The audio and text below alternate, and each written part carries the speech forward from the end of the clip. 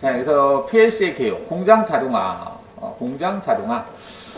자, 요즘 이제 계속 뉴스 같은 데 보면 이제 그 현장의 모습을 이렇게 보는데, 오늘 어제인가? 이렇게 뉴스를 보는데, 이제 산업용 로봇이 자동차 제조하는 현장 모습을 이렇게 봤어요. 보니까 이제 와이프가 하는 말이, 사람이 하나도 없네? 이런 얘기 하더라고요. 맞아. 요즘은 저렇게 해. 저도 그렇게 얘기를 했습니다. PDF 눌러주신가요? 네? 책 교재 PDF.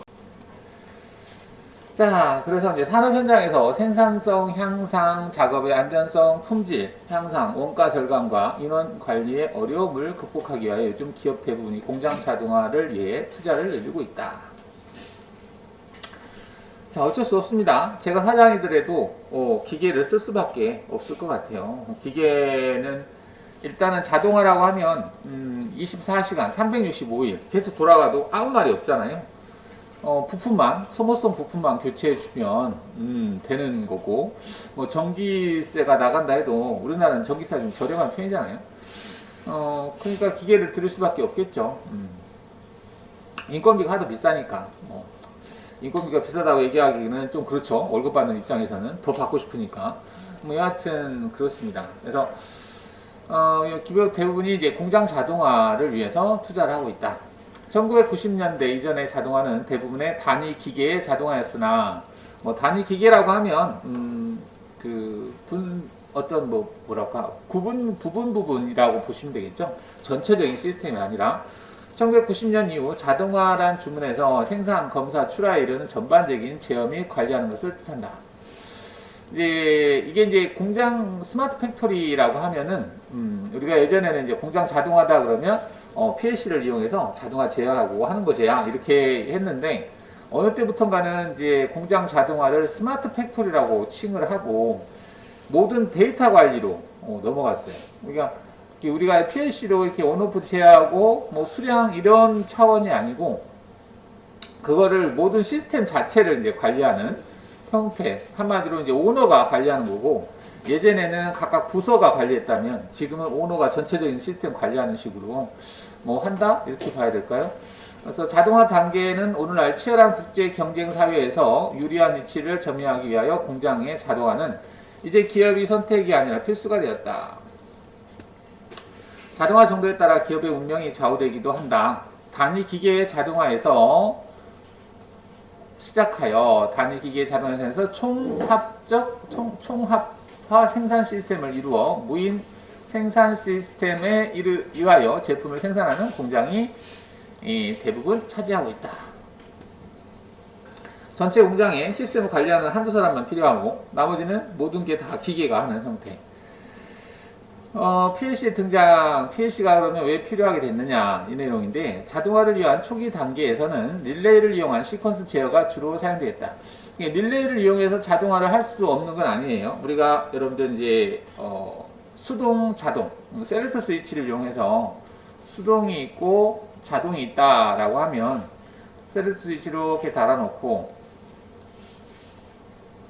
수동으로 이렇게 전환하게 되면 내가 버튼을 눌러서 동작하는 거지만, 자동으로 되어 있으면 이제 센서 같은 걸 이용을 해서, 센서를 이용해서 사람이 없어도 자동으로 왕복 왔다 갔다 하게 할 수 있는 거, 이런 것도 충분히 구축할 수 있죠. 우리가 지금 어제까지 했던 DC 모터 왕복 제어하는 거 있었잖아요. LS4, LS5가 있었는데, 그 왔다 갔다 하는 것을 DC 모터로 좌우로 왔다 갔다 하는 걸 제어를 했는데, 사실은 우리가 지금 어저께까지 한 것들은 웬만하면 전기 시퀀스에서도 다 할 수 있는 것들이에요. 자기유지 할 수 있잖아요. 자기유지가 거의 대부분이었었잖아요. 스위치를 누르면은 걔가 갔다가 이 스위치를 건들면 다시 해제되면서 다시 자기유지가 가서 돌아오고 왔다 갔다 하는 거, 그리고 카운터 이런 것들은 전기 시퀀스로도, 릴레이 시퀀스로도 충분히 가능합니다. 근데 이제 이거를 이제 좀 더 편하게 할 수 있고, 뭐 하드웨어 구성 같은 것도 좀 간략하게 이렇게 할 수 있고 편하게 할 수 있게 하는 게 이제 PLC가 되는 거죠. 그래서 초기 단계에서는 릴레이로도 다 가능했다 이 말이에요. 근데 반도체 기술과 발전과 더불어 무접점 회로가 널리 활용되면서, 여기서 이제 무접점이라고 하는 게 나오는데요. 릴레이라고 하는 거 우리가 알고 있는 일반 220V, 24V 릴레이 이거는 유접점 릴레이예요. 유접점이라고 하는 것은 접점이 존재하는 겁니다. 그래서 접점이 온오프가 되는 거예요. 접점이. 그런데 무접점 회로가 널리 활용되면서 라고 되어 있는데 이 무접점 회로는 우리가 트랜지스터를 이용했었죠. 이 트랜지스터는 접점이 트랜지스터의 반도체 성질을 이용해서 신호를 넣었다 뺐다 끊었다 스위칭을 하는 형태잖아요. 이런 것들이 무접점 회로에 해당이 됩니다. 트랜지스터 같은 것들이 무접점 회로다. 왜냐면 트랜지스터도 릴레이처럼 스위칭을 하는 거니까 그것도 접점이라고 부르는 거죠. 유접점 회로는 단순하고 저렴하다는 장점이 있으나 수명이 짧고 제어 환경 변화 시에 회로를 다시 만들어야 한다는 단점도 있다. 우리가 이제 기능사 나중에 이제 뭐 회로를 도면을 보고 구성을 해볼 텐데 유사한 도면이다 하더라도 어떤 특정한 부분을 하나를 회로를 이렇게 수정을 하게 되면 그거를 수정하는 게 쉽지가 않아요. 차라리 싹 뜯고 다시 하는 게 더 편할 그런 게 생깁니다. 그래서 이런 회로를 다시 구성하고 이런 것들이 참 불편한데 PLC에서 할 때는 여러분들이 인터락을 거냐 안 가느냐 그냥 단순하게 비접점 하나를 추가하느냐 안 하느냐 그 차이만 있으면 해결이 되는 형태였었잖아요. 전혀 프로그램이 어떻게 되냐에 따라 내가 뭔가를 수정을 함으로 해서 전혀 다른 어떤 기능이 되게 할 수 있었습니다. 출력을 내보내는 거 이런 것들이 쉽게 할 수 있다라는 거죠. 전기 시퀀스는 이제 다시 만들고 뭐 분해하고 이런 시간들이 많이 드는데 이제 반도체 또는 PLC를 이용하면 이런 것들이 단축이 된다. 그래서 유접점 회로의 사용이 축소되고 무접점 시퀀스가 이를 대신하게 되었다. 그런 내용입니다. 자, 여기서 이제 레벨을 이렇게 구분해 놓긴 했는데 일단 센서 등 작동기기, 입력기기 되어 있고 제어기, PLC, 뭐 DCS라고 되어 있는데 분산 제어 시스템이라고 보시면 되겠습니다. 디스트리뷰트 컨트롤 시스템. 이게 디스트리뷰트가 분산이라는 뜻이고요. 컨트롤은 뭐 제어다, 시스템이다 그런 뜻이고 이거는 이제 뭐 DDC라고 되어 있는데 이게 다이렉트 디지털 컨트롤 뭐 이런 의미로도 쓰이는 것 같아요. 그래서 디지털이라고 하는 것은 이제 온오프 제어기를 얘기하는 건데 그거를 뭐 다이렉트 제어한다 뭐 그런 의미로 보시면 되겠고요. 자, 여기까지가 이제 일반적으로 PLC 영역이고요. 그 다음 위로 넘어가게 되면 소프트웨어를 이용을 해서 데이터를 관리하는 시스템, 뭐 스카다도 거기에 될 수 있는데 스카다보다 더 상위 개념이라고도 볼 수 있겠어요. 그래서 파이썬이라든지 어떤 소프트웨어를 이용해서 데이터를 관리하는 거, 뭐 ERP에서 뭐 여러 가지 현장 공장 이런 것들 사용되는 소프트웨어로 관리하는 시스템, 뭐 전산망 이런 것들이 여기에 해당이 될 것 같아요. 인사 영업 관리 시스템, 이게 뭐 ERP인가? 그런 부분이 여기에 해당이 되죠.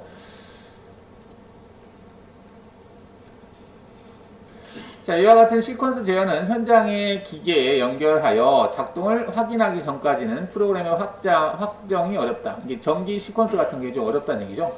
따라서 현장에서의 수정 변경이 많아지게 되었고 다품종 소량 생산 및 생산 기술의 발전으로 자, 다품종 소량 생산이라고 되어 있는데요. 다품종이라고 하는 것은 프로그램 형태가 다양하다는 얘기입니다. 우리가 전용기라고 하면 그 제품을 만드는데 특화되어 있는 어떤 기계를 전용기라고 하죠. 근데 전용기는 그것만 만들 수 있지 다른 것들은 못 만들죠. 근데 그 제품을 만들기에는 아주 특화되어 있는 거라는 거 개념이 이제 전용기인데, 근데 전용기인데 얘는 제품이 하나였을 때는 가능한데 제품이 이제 여러 개로 늘어난 거예요. 왜냐하면 소비자들의 욕구가 많아지니까 다양해지다 보니 우리가 자동차 같은 경우도 뭐 우리가 캐스퍼를 만들었다 하더라도 캐스퍼도 전기차도 있을 것이고 또 색상 같은 경우도 다양한 형태를 소비자들이 요구하고 디자인도 요구하다 보니 거기에 맞춰서 형상들이 바뀌는 거죠. 그러면 그걸 제조하는 설비도 같이 덩달아서 바뀌어야 되는 거죠. 그리고 이 품종 디자인의 그 사이클이라고 할까요? 그 디자인 사이클이 엄청 짧아졌죠. 그래서 수시로 디자인을 바꾸고 수시로 어떤 생산 시스템을 다시 뭐 거기에 맞춰서 변경하고 이런 시스템으로 바뀌다 보니 이 하나의 전용기 형태로 사용했던 시퀀스 제어 이런 형태가 힘들다는 거죠. 그 대처하기가. 그래서 쉽게 프로그램 시스템 이런 것들 변경할 수 있게 하기 위해서 그런 욕구들이 생기다 보니 이제 시스템의 전체 재제작이 이루어지지 않은 이런 부조적인 결점이 있었고, 이런 것 때문에 미국의 자동차 제조사가 조립 라인에 사용할 새로운 제어 장치를 요청한 겁니다. 그래서 GM이라는 뭐 회사에서 요청을 했다고 하는데, 요청한 항목이 여가 있습니다. 내용을 보면 프로그램 작성 및 변경이 수월해야 된다. 이게 어떤 이제 프로그램을 내가 변경하거나 할 때 쉽게 변경할 수 있고, 현장에서도 쉽게 동작 시퀀스를 작성 변경할 수 있다. 뭐 현장에 됐든 어디 갔든 쉽게 변경할 수 있다. 플러그인 점검 및 보수가 수월하고 부품은 플러그인 방식을 기본으로 해야 한다. 플러그인이라고 하는 내용이 있는데 예전에 한번 들어봤던 것 같은데요. 한번 체크해 봐야 될 것 같긴 합니다. 플러그인 점검 및 보수가 수월하다. 플러그인. 유닛은 릴레이 제어반보다 신뢰성이 높아야 된다. 신뢰성이 좋아야 된다. 릴레이 제어반 소형이어야 된다. 작죠, 크기가. 그 다음에 컴퓨터 데이터 전송, 물론 당연하고, 그 다음 릴레이 제어반이나 무접점 제어반보다 가격 면에서 유리해야 된다. 얼핏 보기에는 우리가 PLC가 한 30만원, 튼다라고 보시면은, 비싸게 보이긴 해요. 하지만, 가령 이 PLC 같은 경우는 타이머라든지 또는 어떤 여러 가지 기능들을 많이 가지고 있어요. 릴레이 같은 경우도 그렇고, 실제 현장에서 릴레이를 내가 100개를 써야 돼. 근데 PLC에서는 100개를 써도 전혀 문제가 안 돼요. 근데 100개를 쓰면은 하나당 뭐 몇천 원씩 한다면은 여짜저짜 하면 저는 어떻게 보면 PLC가 더 저렴한 것 같아요. 뭐 카운터라든지 뭐 이것저것 다 구매를 하는데 PLC가 훨씬 더 크기도 작고 저렴하게 할 수 있지 않을까. 근데 여기서 이제 그래서 가격 면에서 유리하다라고 되어 있는데, 그다음 115V 입력은 교류를 표준으로 한다. 뭐 이거는 이제 입력 동작 전원이 220V냐 뭐 이런 내용인 것 같고, 그다음에 2A 전 출력은 교류를 공급할 수 있어야 된다. 전체 시스템 변경을 최소화하면서 확장 가능해야 된다. 시스템 변경이 수월하고, 그다음 확장이라고 하는 것은 우리가 뭐 외부의 PLC에서 다른 어떤 장치들이 바뀌면, 제어하려고 하는 장치가 바뀌면 거기를 대처하기 위해서 어떤 따로 확장 모듈 이런 것들을 장착을 해서 그거를 컨트롤할 수 있게 쉽게 대처할 수 있게 됐다. 그 다음에 유니트 4000워드까지 확장 가능한 프로그램 메모를 가지고 있어야 된다. 뭐 이런 것들은 뭐 충분하고요. 여기서 이제 플러그인이라고 하는 내용이 좀 낯선데요. 이게 좀 검색 좀 해보겠습니다. 플러그인이라는 게 뭔지. 지금 플러그라고 하는 게 그냥 단순하게 탈부착이 쉬운 형태, 이걸 얘기하는 것 같아요. PLC 키트 사용해서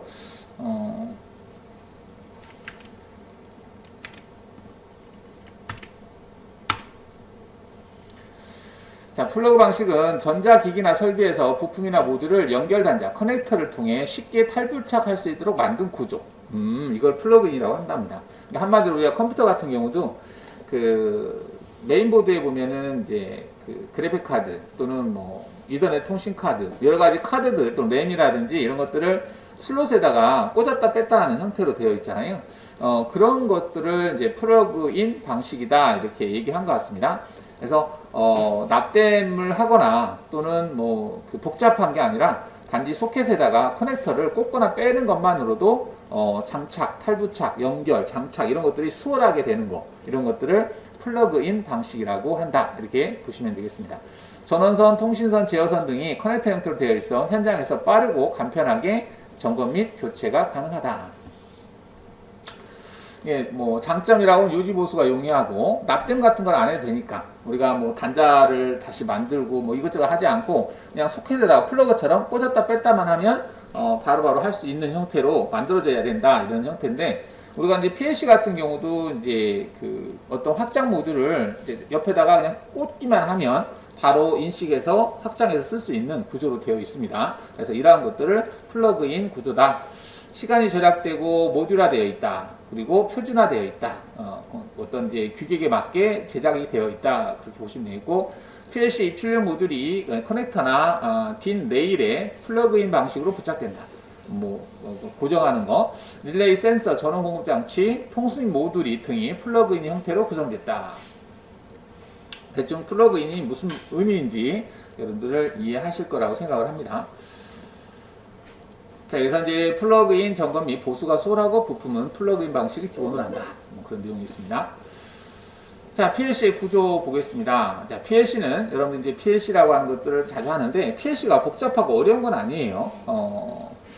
이제 깊게 나가다 보면 뭐 전체적인 걸 다 알아야 된다라고 한다면은 어렵게 느껴지겠지만 내가 필요로 하는 것만 딱딱딱 찾아서 사용한다면 그렇게 어렵지 않지 않을까라는 생각이 듭니다.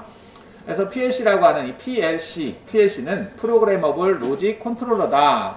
자, 여기서 프로그램은 프로그램을 할 수 있다라고 하는 거고 컨트롤러라는 제역인데 그럼 로직이 뭐냐?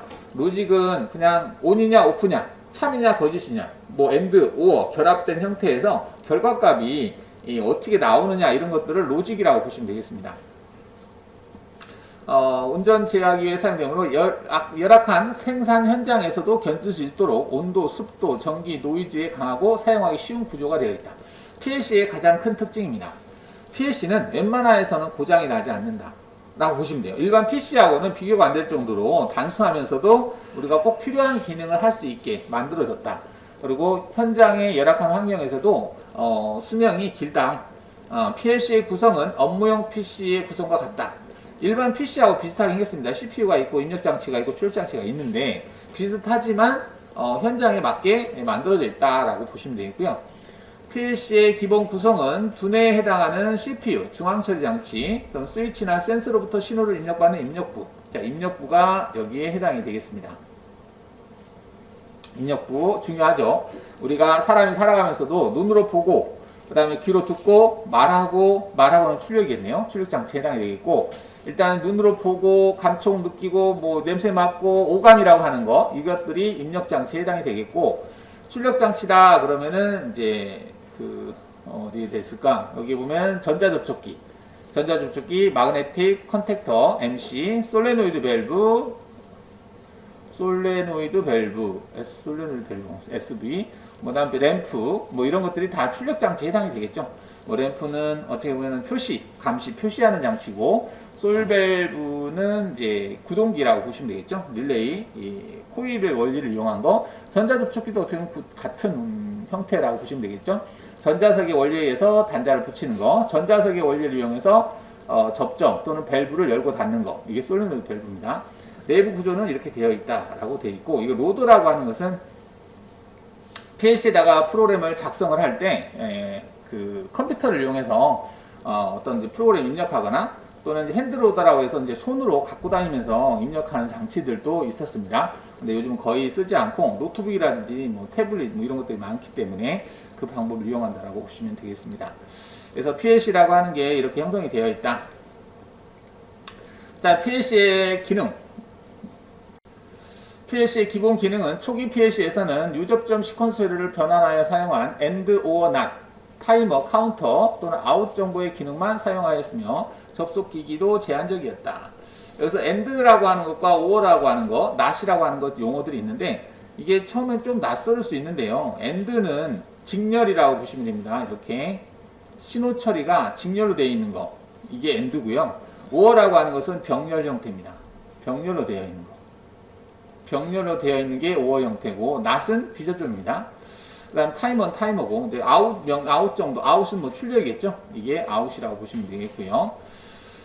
접속기기도 제한되어 있고, 다음 단계에서는 이러한 기본 명령어에 더하여 플립플롭, 조건 점프, 비분, 펄스 등 명령어가 추가되었다. 뭐 이거에 플립플롭이라고 되어 있는데 어떤 전자 쪽에서 사용하는 어떤 용어 같아요. 뭐 온오프, 뭐 엔드, 뭐 이렇게 보시면 되겠고요. 자, 기본적으로는 입력된 소프트웨어의 검색, 입출력의 모니터, 출력의 강제 셋, 우리가 셋이라고 하는 기능을 또는 리셋이라고 하는 기능을 잠깐 지난 시간에 살펴봤는데, 이 셋이라고 하는 것은 비트를 온으로 하는 겁니다. 비트를 온으로 한다는 얘기는 한마디로 비트를 1로 바꾼다는 얘기죠. 리셋은 비트를 오프한다, 즉 비트를 0으로 바꾼다라고 보시면 됩니다.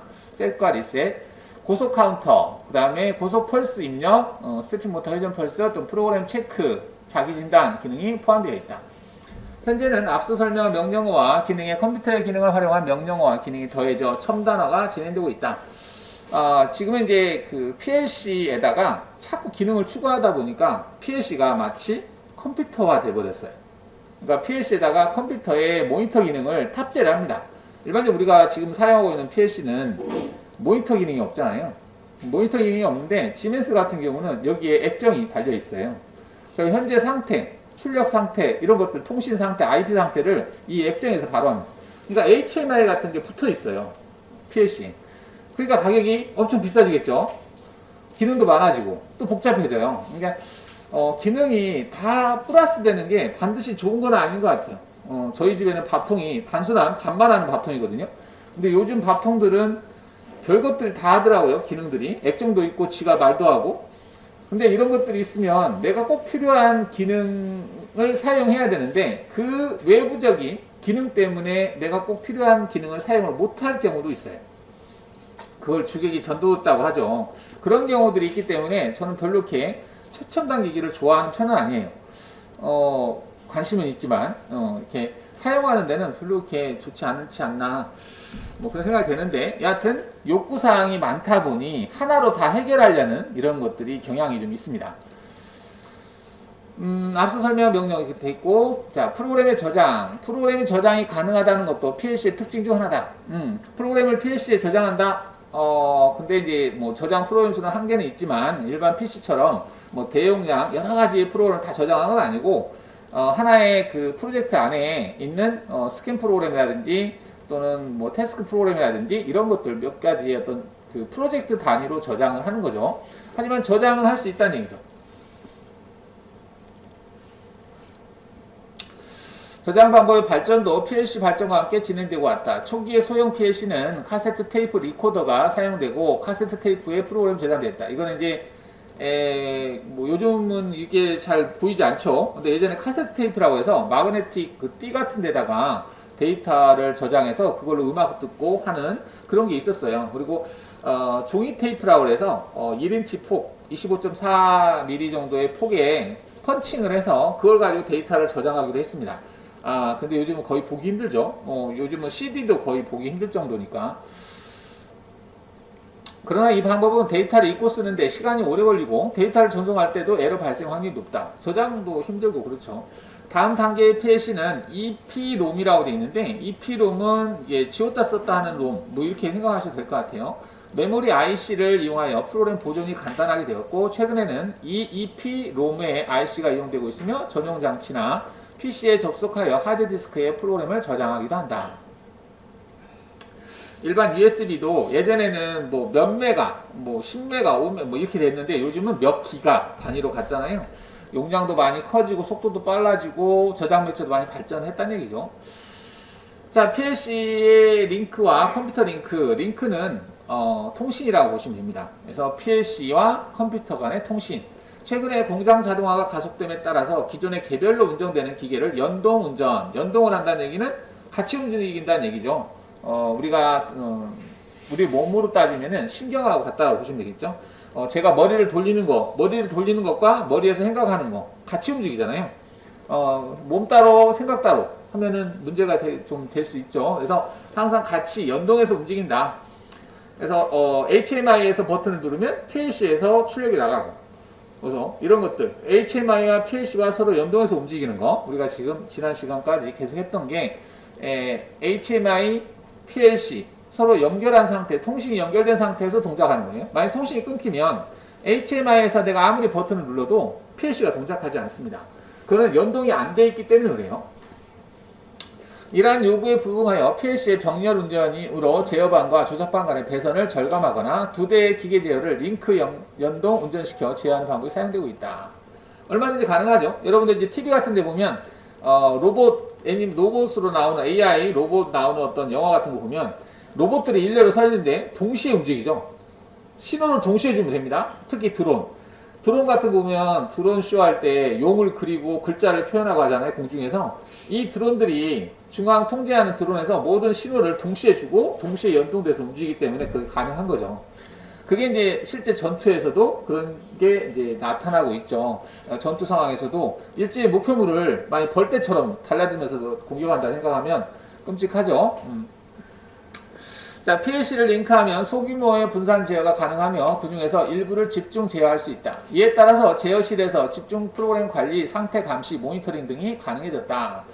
그래서 여러 개의 어떤 장치들의 현재 상태를 중앙에서 모니터링을 할 수 있다. 이렇게 보시면 되겠죠. 상위 컴퓨터, 이게 상위라는 말이 나오는데요. 상위는 아무래도 우리가 그 계급, 계층으로 봤을 때 뭐 분대장이 있고 중대장이 소대장이 있고 중대장이 있고 대대장이 있고 이렇게 하는 식으로 맨 윗대가리라고 보시면 되겠죠. 이게 나보다 직속 상관입니다. 나를 비교했을 때 직속 상관이 상위가 되는 거고요. 그 다음 PLC를 링크하면 컴퓨터에 다수의 프로그램을 저장해두고 필요에 따라 적합한 프로그램을 PLC로 전송할 수 있다. 또 프로그램을 사용해서 얻은 정보로 공장 내 설비를 감시하거나 생산 정보의 일간 보고, 주간 보고, 월간 보고, 연간 보고 등을 작성할 수도 있다. 이러한 것들이 이제 뭐 C 언어나 파이썬이나 자바나 이런 언어를 통해서 이런 것들이 하고 있는 거죠. 자, PLC의 주변기기, 메모리, 유저 프로그램은 램에 보존된다. 뭐 램은 램 SS 메모리라고 해서 휘발성 메모리입니다. 램은 읽기와 쓰기가 가능한 메모리 IC이다. 그러나 프로그램 내용을 계속 보존하고 정전 사고 등에 대비하려면 전지를 사용하여 램의 내용을 백업한다. 자, 여기서 이제 전지를 사용해서 백업한다 되어 있는데 램은 휘발성 메모리이기 때문에 전원이 차단되면 그 안에 있는 모든 메모리가 날아가게 돼요. 그래서 우리가 PLC 전원을 껐는데 우리가 작성한 프로젝트 프로그램이 PLC에 나중에 전원 넣고 다시 접속하면 그대로 남아있죠. 그러면 그건 어떻게 되느냐? 걔는 우리가 전원을 껐을 때 PLC가 바로 전원이 차단되지 않고요. 한참 있다가 전원이 꺼져요. 그때 전원이 차단되면 기존에 있는 그 프로그램을 플래시 메모리, 즉 전원이 차단돼도 유지되는 USB 같은 메모리에다가 저장을 합니다. 저장을 하고 그 다음 전원이 차단되는 거예요. 그리고 나서 다시 PLC 전원을 연결하면 얘가 바로 켜지지 않고 좀 이따가 켜지는 것은 그 플래시 메모리에 있는 거를 다시 램으로 가져와요. 가져와서 램에서 실행이 되는 겁니다. 유저 프로그램을 보존해두는 방법으로는 이외에도 외부 EPROM을 사용하는 방법이 있다. EPROM은 롬의 일종이며 우리가 램하고 롬하고의 차이점만 좀 보시면 되겠는데 램이라고 하는 것은 전원이 끊어지면 사라지는 메모리고요. 롬이라고 하는 것은 리드 온리 메모리라고 해서 전원이 차단돼도 그대로 그 데이터를 유지하고 있습니다. 단 롬은 리드 온리 메모리거든요. 근데 요즘은 읽고 쓰기가 가능한 롬들이 많이 나와요. 그래서 EPROM이라고 되어 있는데 램에 기록한 프로그램은 램과 같이 전원이 끊어져도 없어지지 않으며 프로그램 내용을 변경할 수 없는 읽기 전용 메모리다라고 되어 있는데 이게 뭐 롬이라 하더라도 읽고 쓰기가 가능한 형태로 많이 좀 관리 여러 가지 메모리들이 있는 것 같습니다. 자, 프로그래밍 콘솔 PLC 본체 메모리에 유저 프로그램을 입력하려면 프로그래밍 콘솔을 사용한다. 뭐 콘솔이라는 용어가 되게 좀 낯설게 느껴지는데요. 어떤 기능이라고 봐야 될 것 같아요. 프로그래밍 콘솔에는 액정 패널을 많이 사용한 핸드로더 타입과 액정이나 모니터를 이용한 GPC 타입이 주로 이루고 있다. 어떤 기기라고 보면 되겠네요. 콘솔은. 핸드로더 타입은 이제 예전에는 노트북이나 이런 매체가 많이 없었을 때는 핸드로더를 썼지만 핸드로더는 어떤 언어 형태로 프로그램을 작성을 할 수밖에 없죠. 가지고 다녀야 되니까. 액정도 조그마한 액정으로 다 화면을 볼 수가 없으니까. 입력한 한 개의 행 프로그램만 표시되고 레더 프로그램 전체가 표시되지 않으며 프로그램의 확인이나 수정이 간단하지 않아서 현장에서 간단한 프로그램을 수정할 때 주로 사용하지만 근래에는 사용 빈도가 낮아지고 있다. 근래에는 GPC 그래픽일 것 같아요. 타입에 주로 사용하는데 제조사에 따라서는 전용 GPC를 제작하기도 하지만 최근에는 범용 PC와 유저 프로그램의 작성 및 편집이 가능한 소프트웨어를 사용하여 GPC 대신 사용하고 있다. 우리 XG5000 형태라고 보시면 되겠습니다.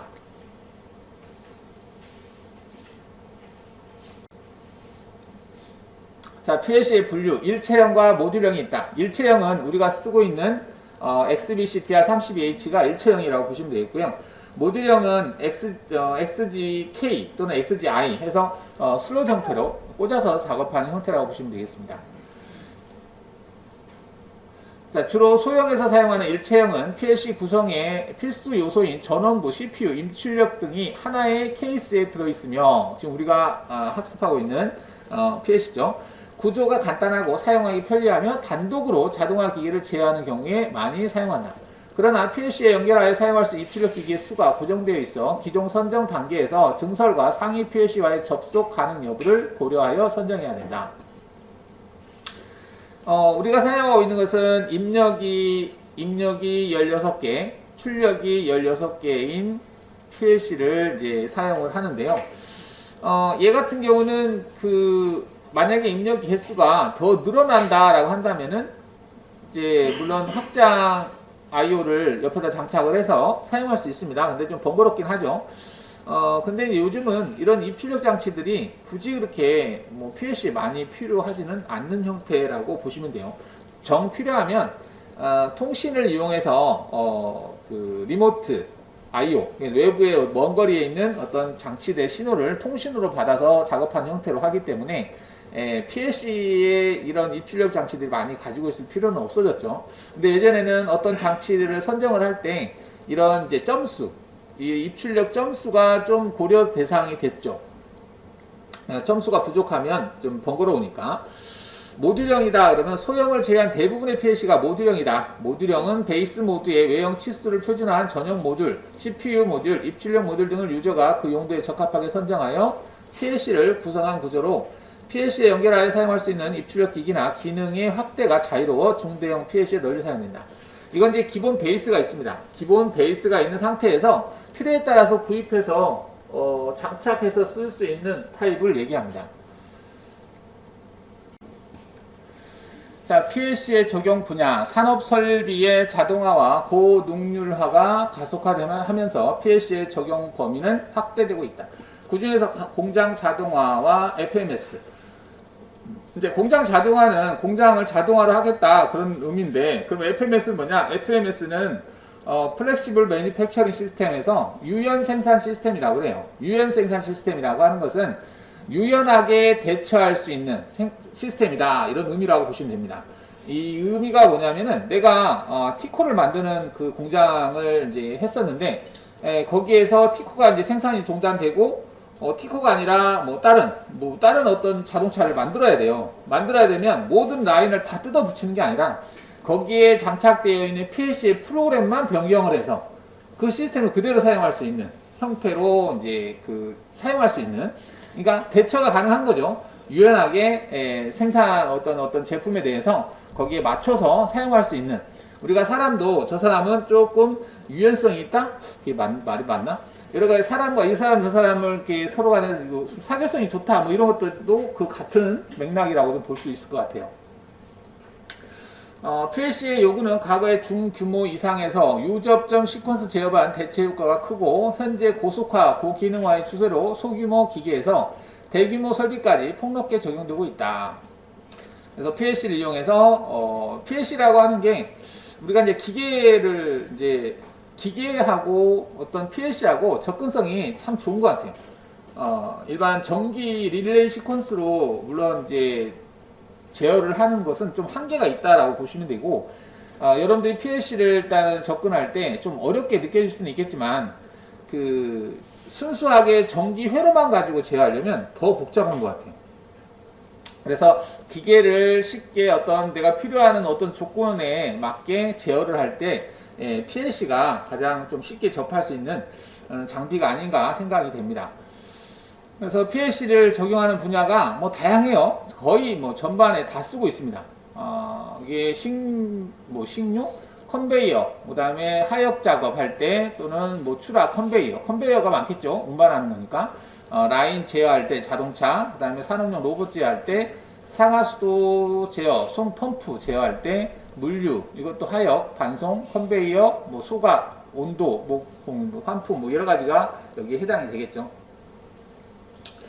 자, PLC 프로그램의 준비하기라고 되어 있는데 준비하기는 우리가 다 해봤는 사항이고, 자, 입력 회선의 개수를 파악한다. 이거는 내가 만들려고 하는 어떤 프로젝트나 어떤 과제에 사용되는 입력 요소가 몇 개냐를 파악하라는 얘기입니다. 내가 제어하려고 하는 입력 요소가 20개다. 그러면 최소한 20개 이상은 입력 접점을 가지고 있어야 되잖아요. 그러니까 그런 것들을 파악해서 이제 PLC 장비를 선정을 한다는 얘기죠. 누름 스위치, 셀렉트 스위치 또는 뭐 에머전시 스위치라든지 또는 근접 센서, 리밋 스위치, 포토 센서 여러 가지 어떤 신호가 되는 이것들을 입력 회선이라고 보시면 되겠고요. 자, 센서류의 동작 방식, 이게 이제 NPN형이냐 PNP형이냐 이 말이에요.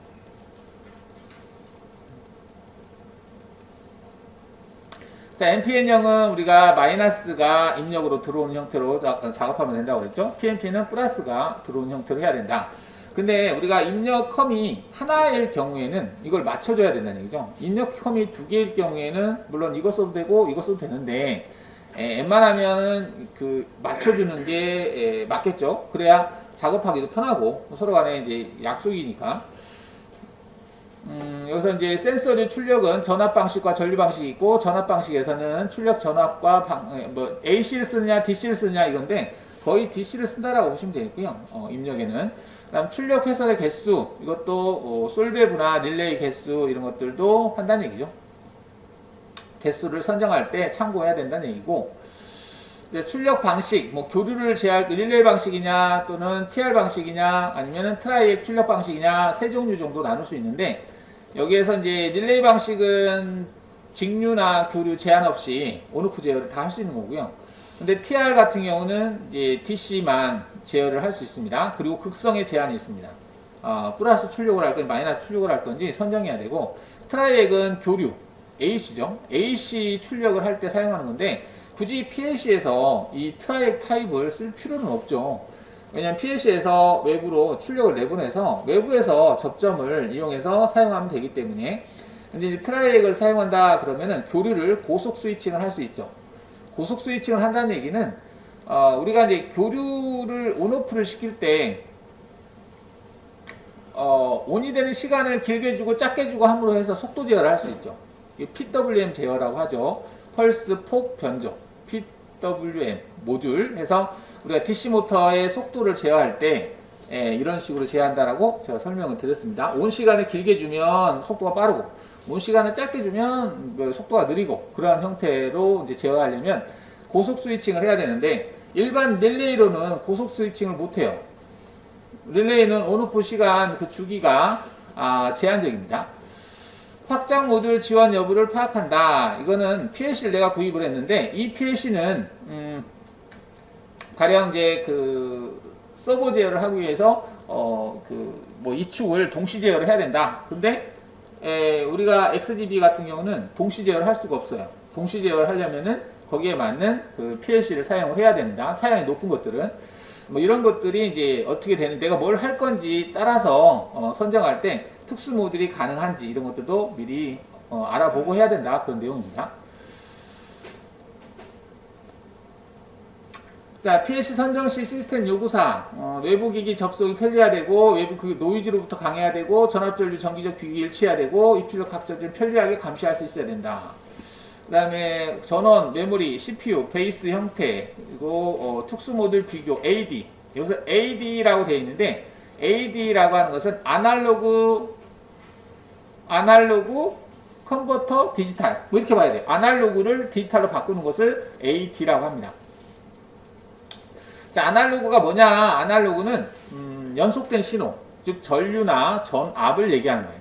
전류나 전압 같은 경우는 특정한 값이 0V에서 뭐 5V다 그러면 0에서 5V 무수한 많은 값들이 있죠. 즉 연속된 신호라는 얘기입니다.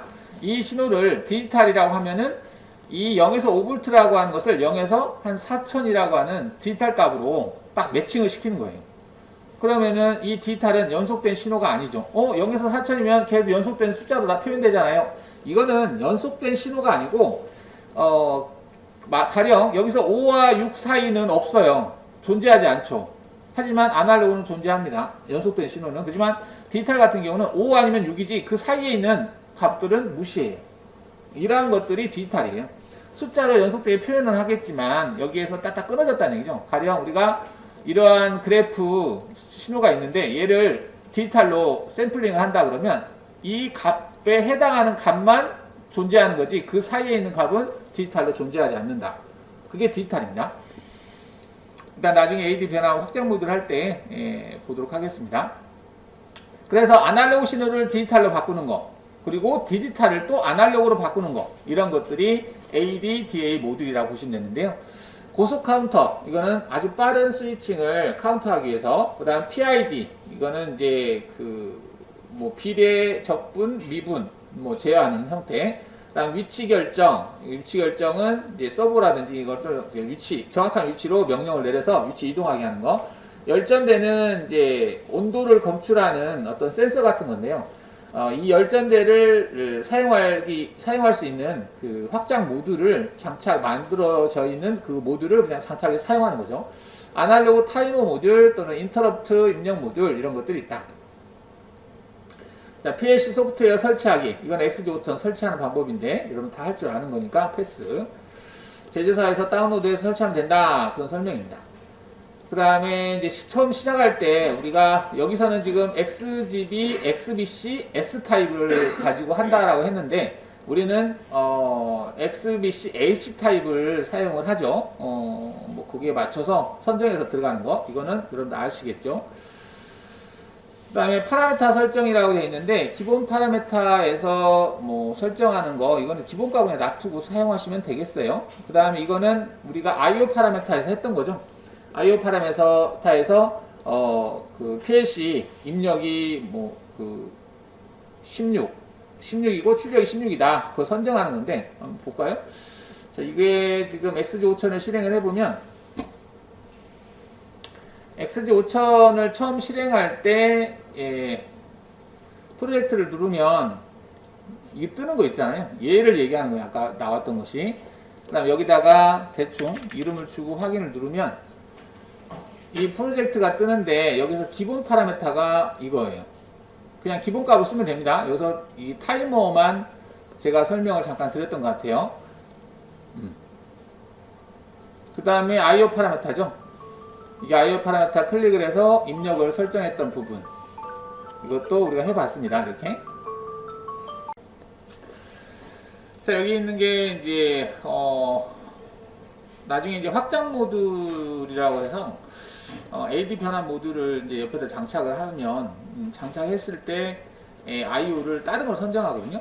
그게 한번 보면 이게 지금 입출력 P00에서부터 P20 이렇게 되어 있는데, 나중에 내가 이제 확장 모듈을 여기다 장착한다 그러면 여기에 이제 특수 모듈 체크하면 여기 아날로그 입출력 모듈 해서 위치 이건가? 여기에 오면 XBF AH04A, 우리가 이제 나중에 사용할 IO 모듈이거든요. 얘를 더블 클릭하면 얘가 이렇게 장착이 돼요.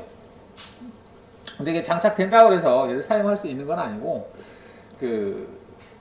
뭐 이러한 것들을 장착할 수 있다. 그리고 여기서 이제 적용 같은 걸 누르게 되면 방금 이제 장착한 이게 여기 슬롯, 이 슬롯에 사용되는 메모리들이에요. 이게 이 메모리들이 이제 메모리를 사용해서 프로그램 작성할 때 얘를 사용할 수 있다라는 거거든요. 그래서 확인을 누르게 되면 얘가 입출력에 얘네들이 생겨요. 그럼 이거를 갖다가 쓰면 됩니다. 플래그처럼. 기존에 만들어져 있는 거예요. 내가 변경할 수 있는 게 아니라 기존에 여기 이 슬롯에서 확장 모듈에서 사용하는 메모리들이다, 이렇게 보시면 됩니다. 뭐 이런 것들을 할 수 있다, 이렇게 보시면 되겠고요. 자, 쭉쭉쭉 내려가고, 자, 결선하기. 지금 이건 이제 전체적인 흐름을 얘기한 것 같은데요. 보시면은 우리가 이제 사용하는 PLC, XG5000이어가 있고, 지금 PLC들이죠. 이렇게 이제 모듈로 이렇게 장착해서 사용할 수 있고, 서로 PLC들끼리 통신할 수 있고요. 여기서 이제 중앙에 있는, 이거는 지금 이중화 작업이 되어 있는 형태인데요. 이중화라고 하는 것은 뭐냐면, 안전을 위해서 하는 겁니다. 이게 보통 이제 페일세이프 구조라고도 하죠. 항공기 같은 경우도 하나의 선이 이렇게 가면 될 거를 두 개의 형태로 만들어요. 개통을. 그래서 얘가 하나가 끊어져도 전혀 이상이 없이 동작할 수 있도록 이거를 페일세이프 구조. 하나가 페일, 망가져도 세이프, 안전하게 할 수 있다. 이런 구조인데, 이중화 작업도 그런 형태입니다. 우리가 이제 공장이 있는데 하나의 PLC가 도중에 먹통이 돼버렸어요. 그러면 공장이 다 서버려야 되잖아요. 근데 그거를 방지하기 위해서 얘가 먹통이 돼도 옆에 있는 PLC가 대체해서 할 수 있게 바로 전환이 돼서 대체해서 할 수 있는 시스템. 이건 이제 이중화 작업이라고 합니다. 보통 이제 대형 시스템에서는 이런 형태를 취한다는 얘기죠. 그래도 이더넷을 통해서 서로 간에 통신하는 거고, 지금 이거는 뭐 여러 가지 뭐 통신하는 형태라고 보시면 되겠고요. 그래서 이제 플로피 버스다 뭐 이런 내용들이 있는데, 이거는 통신을 통해서 I/O 외부 I/O를 사용하는 형태예요. 그리고 또 다른 어떤 PLC하고도 소통하는 거. 이거는 인버터 같은 것도 있고, 여기다 I/O 그 리모트 I/O, 리모트 통신을 통한 I/O 입출력 장치 접점이라고 보시면 됩니다. 자, 입출력 모듈을 통하여 물리적인 입출력 접점 수는 8에서 64개 정도로 제한적이며 통신 및 HMI 등을 이용한 논리적 입출력은 훨씬 많은 데이터 입출력을 처리할 수 있다. 자, 이게 뭐냐면 물리적이다. 실제로 존재하는 입력은 제한적이라는 얘기예요. 하지만 HMI에다가 여러분들 버튼을 만들 때 여러 개를 만들어도 전혀 상관이 없어요. 뭐 HMI에다가 버튼 내가 100개를 만들었어. 그럼 100개를 만들면 실제로는 버튼이 없지만 HMI의 버튼을 눌러서 PLC를 제어할 수 있습니다. 네, 그런 내용들이에요. 훨씬 많은 것들을 할 수 있고, 일반적으로 LED 등을 통하여 동작을 확인할 수 있으며 단자대 방식 등 모듈 원터치 부착 방식으로 보수하기 수월하게 제작되었다. 자, 이게 이제 확장 모듈 형태라고 보시면 되겠고요.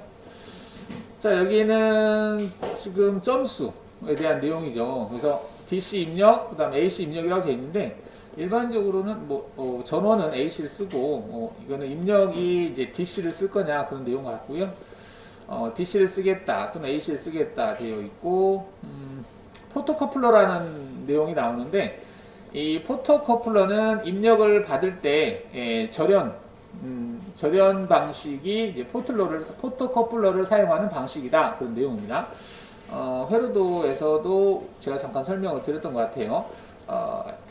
빛을 가지고 이제 스위칭 작업을 할 수 있게 만들어진 게 이제 포토커플러라고 보시면 되겠습니다. 일단 출력 모듈인데, 출력은 릴레이 출력, 트랜지스터 출력, 그다음 트라이액 출력이 있다. 저희가 쓰고 있는 건 릴레이 출력이고 트랜지스터 출력도 있긴 한데, 이거는 이제 극성을 잘못 연결하거나 하게 되면 이게 망가져요. 그리고 전압이 24V이기 때문에 24V DC만 사용할 수 있습니다. 여기서 이제 12에서 24라고 되어 있는데, 24V 형태 이렇게 되어 있고, 자, 지금 이제 이거는 각각의 그 매뉴얼에 보면 입출력 단자가 어떻게 배열됐는지, 이 그 회로도 이런 것들을 볼 수, 결선도를 볼 수 있거든요. 그 결선도의 형태입니다. 다음 입출력 모듈 결선 작업을 시뮬레이션 한다. 그래서 PLC 및 HMI 등이 사전에 이상 없이 신호를 보냈는지 현장에서 설치하기 전에 결선해보고 이상 유무를 판단한다. 지금 이거는 그 HMI가 연결되어 있고요. 그 다음 PLC, 이게 이제 지멘스 PLC예요. 지멘스 PLC는 이렇게 액정이 있어요. 액정이 있어서 현재 통신 상태를 볼 수 있어요. 그러니까 이게 장점이긴 하죠. 왜냐하면 일반적으로 우리가 가지고 있는 PLC는 얘를 XG5000을 연결하기 전에는 그 IP가 어떻게 설정되어 있으며 입출력 상태 이런 것들을 볼 수가 없어요. 근데 얘는 간단한 이런 것들을 할 수가 있게 만들어져 있습니다. 한마디로 이제 소형 HMI, 작은 HMI도 있습니다. HMI를 여기다 부착해냈다라고 보시면 돼요. 바로 제어할 수 있게. 여기도 지금 지멘스 터치 판넬이 있고, 그 다음에 이건 I/O, 입출력 단자죠. 입력, 그 다음 출력 단자, 이것도 출력 단자, 입력 단자 연결할 수 있게 되어 있고요. 그래서 여기는 이제 TR 출력이라든지 소켓으로 되어 있고, 이거를 이제 릴레이라든지 뭐 다른 어떤 출력 형태로 외부로 변환시켜 준다라고 보시면 되겠고요. 이거는 타이머, 카운터, 외부에 있는 타이머 카운터들하고 연결할 수 있는 거다라고 보시면 되겠습니다. 자, 입출력 모듈의 결선 작업을 수행한다 라고 되어 있는데, 디지털 입력 종류에는 전류 싱크 입력, 전류 소스 입력, DC 입력 모듈 이렇게 되어 있다. 입력을 연결할 때 결선하는 방법입니다. 지금 결선 방법을 보면은 컴에다가 지금 24V라고 하는 것은 한마디로 마이너스란 얘기예요. 24 아니다. 이게 플러스고요. 24G라고 하는 게 마이너스입니다. 근데 마이너스를 색깔로 빨간 색깔로 해놨지? 색깔이게. 지금 24V가 플러스고 24G가 마이너스인데 지금 마이너스를 이렇게 가서 스위칭을 통해서 들어가겠네요. 그 다음에 플러스가 컴에 연결됐어요. 우리가 사용하는 방식이네요. 그렇죠? 여러분들 내일 평가 볼 때도 이런 형태로 평가 보는 겁니다. 그래서 스위치가 연결하고 그 다음 출력, 램프 출력하고 한마디로 이걸 그대로 문제 내놨다라고 보시면 됩니다. 다시 한번 보겠습니다. 입력 측이에요. 출력 측이고 입력 측에 컴이 하나가 있죠. 근데 총 16개입니다. 우리가 사용하는 거하고 또 비슷한 것 같은데 한번 볼까요? 지금 485하고 485 플러스 마이너스 있죠. 그 다음에 RS, TX, SG 232 단자가 있고 P00에서부터 이건 좀 A, B까지 있네요. 이거는 XBC DR 22 타입인가 S 타입인가 그럴 거예요. 그래서 20개라는 얘기는 입력이 12개, 출력이 8개. 그래서 12개에 8개 해서 합쳐서 20개짜리 PLC인 것 같습니다. 그래서 지금 PB0부터 PB7까지 총 8개의 푸시 버튼을 P0에서부터 여기까지만 연결했구나. 그러니까 연결했고 연결해 놓은 상태. 그래서 하나, 둘, 셋, 넷, 다섯, 6개가 연결되어 있네요. 그리고 2개는 지금 연결이 안 된 상태라고 보시면 되겠죠. 그래서 입력을 이렇게 연결한다는 얘기예요. 자, 입력을 연결할 때 여러분들 다시 한번 잘 보세요. 여기 컴에 들어가는 극성하고 다른 극성이 이렇게 스위칭을 통해서 들어와야 돼. 그래야 P00이 입력으로 들어왔구나 이렇게 인식하는 겁니다. 이거는 DC 입력이기 때문에 DC 24V 입력이다 라고 보시면 되는데 여기 이제 얘는 지금 그 내부에서 생성되는 24V 전원이 출력단에 연결되어 있어요. 이 타입은. 근데 저희는 입력단에 연결되어 있잖아요. 그래서 입력단에 연결되어 있기 때문에 입력단에 바로 연결하면 되는데 얘는 출력단에 있기 때문에 출력단에서 빼서 이렇게 선을 연결해야 되는 겁니다. 이거는 파워 서플라이가 있었을 경우에는 파워 서플라이를 사용하면 된다고 했습니다. 이거 사용하지 않아도 된다고 그랬어요. 이게 망가진 것도 있어요. 왜냐면 여기에다가 220V를 넣어버린 거야. 220V를 넣어버리면, 왜냐면 이게 단자에 안 써 있어요. 넣어버리면 이게 망가져버리겠죠, 안에서. 뻥 터버리겠죠. 그러면 망가진 거예요. 이게 220V 여기다 넣어야 되거든요.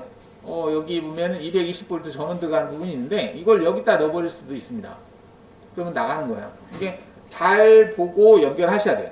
결선할 때, 그냥 해보지 뭐, 뻥 튀면 말지 뭐. 이렇게 생각하면 안 돼. 여러분들이 일반 릴레이 같은 경우는 그냥 뻥 튀어도 그냥 하나 몇천 원짜리 버리면 되는 건데, 이게는 몇십만 원짜리거든요. 돈을 떠나서, 여하튼, 이게 신중하게 매뉴얼을 보고 연결하셔야 돼요. 이게 특히 220V. 220V는 전압이 높기 때문에 다칠 수도 있겠지만, 여기에다가 아무 데나, 여기 220V 넣어버릴까? 여기 딱 연결해버리면 하는 순간, 이게 마탱이 가버려요. 안에서 쇼트 나겠지. 높은 전압이니까. 그러니까 아무 데나 막 툭툭툭 막 연결해버리면 안 돼. 얘가 뭐 AI처럼 뭐 인식을 하고 이거 연결하면 안 돼 뭐 보호하고 이런 차원이 없어. 그러니까 220V는 살상 무기다 이렇게 생각하시면 됩니다. 그냥 막 연결해버리고 전원 팍 넣어버리면 그냥 탁 나간다 이렇게 생각하시면 돼요. 네, 조심하라는 얘기고 일단 입력 컴이 있습니다. 입력 컴이 있고 각 단자에다가 다른 극성을 집어넣는다. 입력 측에. 그리고 DC 24V로 정해져 있기 때문에 얘는 DC 24V만 넣어야 되지. 만약에 여기다가 12V 넣는다? 동작하지 않습니다. 얘는 최저 전압이 이 18V부터인가? 18인가 20인가 그런데요. 이 이상이 돼야만이 얘가 1로 인식해요. 그 이하는 다 0으로 인식합니다. 이게 최저 인식할 수 있는 전압이 있어요. 그 전압보다 높은 전압이 걸려야만이 ON으로 인식하기 때문에 얘는 24V다 그러면 24V를 넣어주셔야 됩니다. 물론 24V라고 해서 정확하게 24V가 아니고 23V가 되면 동작하지 않느냐 그건 아니에요. 최소 18에서 19인가? 막 그럴 거예요. 거기서 28V까지 가능할 겁니다. 그 다음에 출력 같은 경우는 얘도 릴레이 출력이다 보니까 접점이 릴레이로 되어 있고, 여기 NC라고 되어 있는 부분 있죠. NC는 No Connect입니다.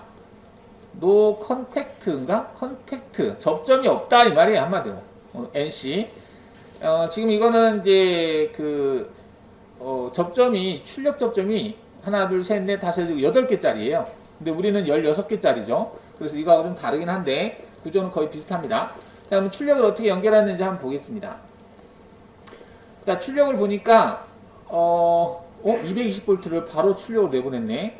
지금 220V 여기를 L선이고 N선이라고 친다면 한 선을 지금 공통으로 해서 다 넣어놓은 상태예요.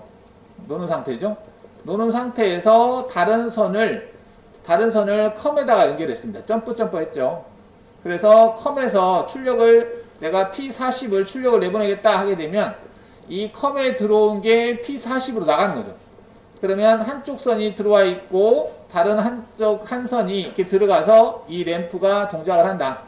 이거는 이제 교류 램프를 키는 형태로 되어 있는 겁니다. 이거는 이제 위험하죠. 저는 이렇게 안 할 거예요. 교류를 제대로 쓰지 않고 DC를 사용해서 하겠습니다. 그래서 램프를 킨 건데 그게 중요한 게 아니고 연결을 어떻게 하냐. 출력 같은 경우는 내부에서 접점이 붙는 거다. 이렇게 생각하시면 됩니다. 컴하고 이 접점하고, 컴1하고 이 접점하고, 컴2하고 이 접점, 그 다음 얘가 이 컴2는 P42, 43에 관계되고요. 컴3은 44, 45, 46, 47 4개하고 관장돼요. 그러니까 쌍으로 되어 있죠. 다시 한번 표현해보면 이 컴0는 P40하고 연결되어 있는 거고요. 한 그룹을 이루고, 컴1은 P42라고 그룹을 이루고, 컴2는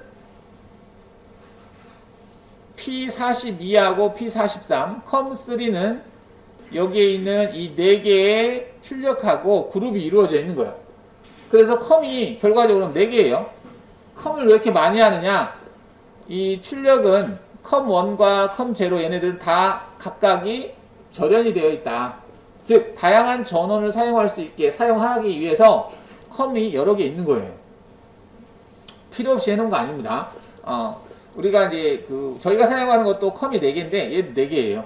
4개의 어떤 다양한 전원을 사용할 수 있게 만들어져 있다라고 보시면 됩니다. 여기에 대해서 혹시 질문?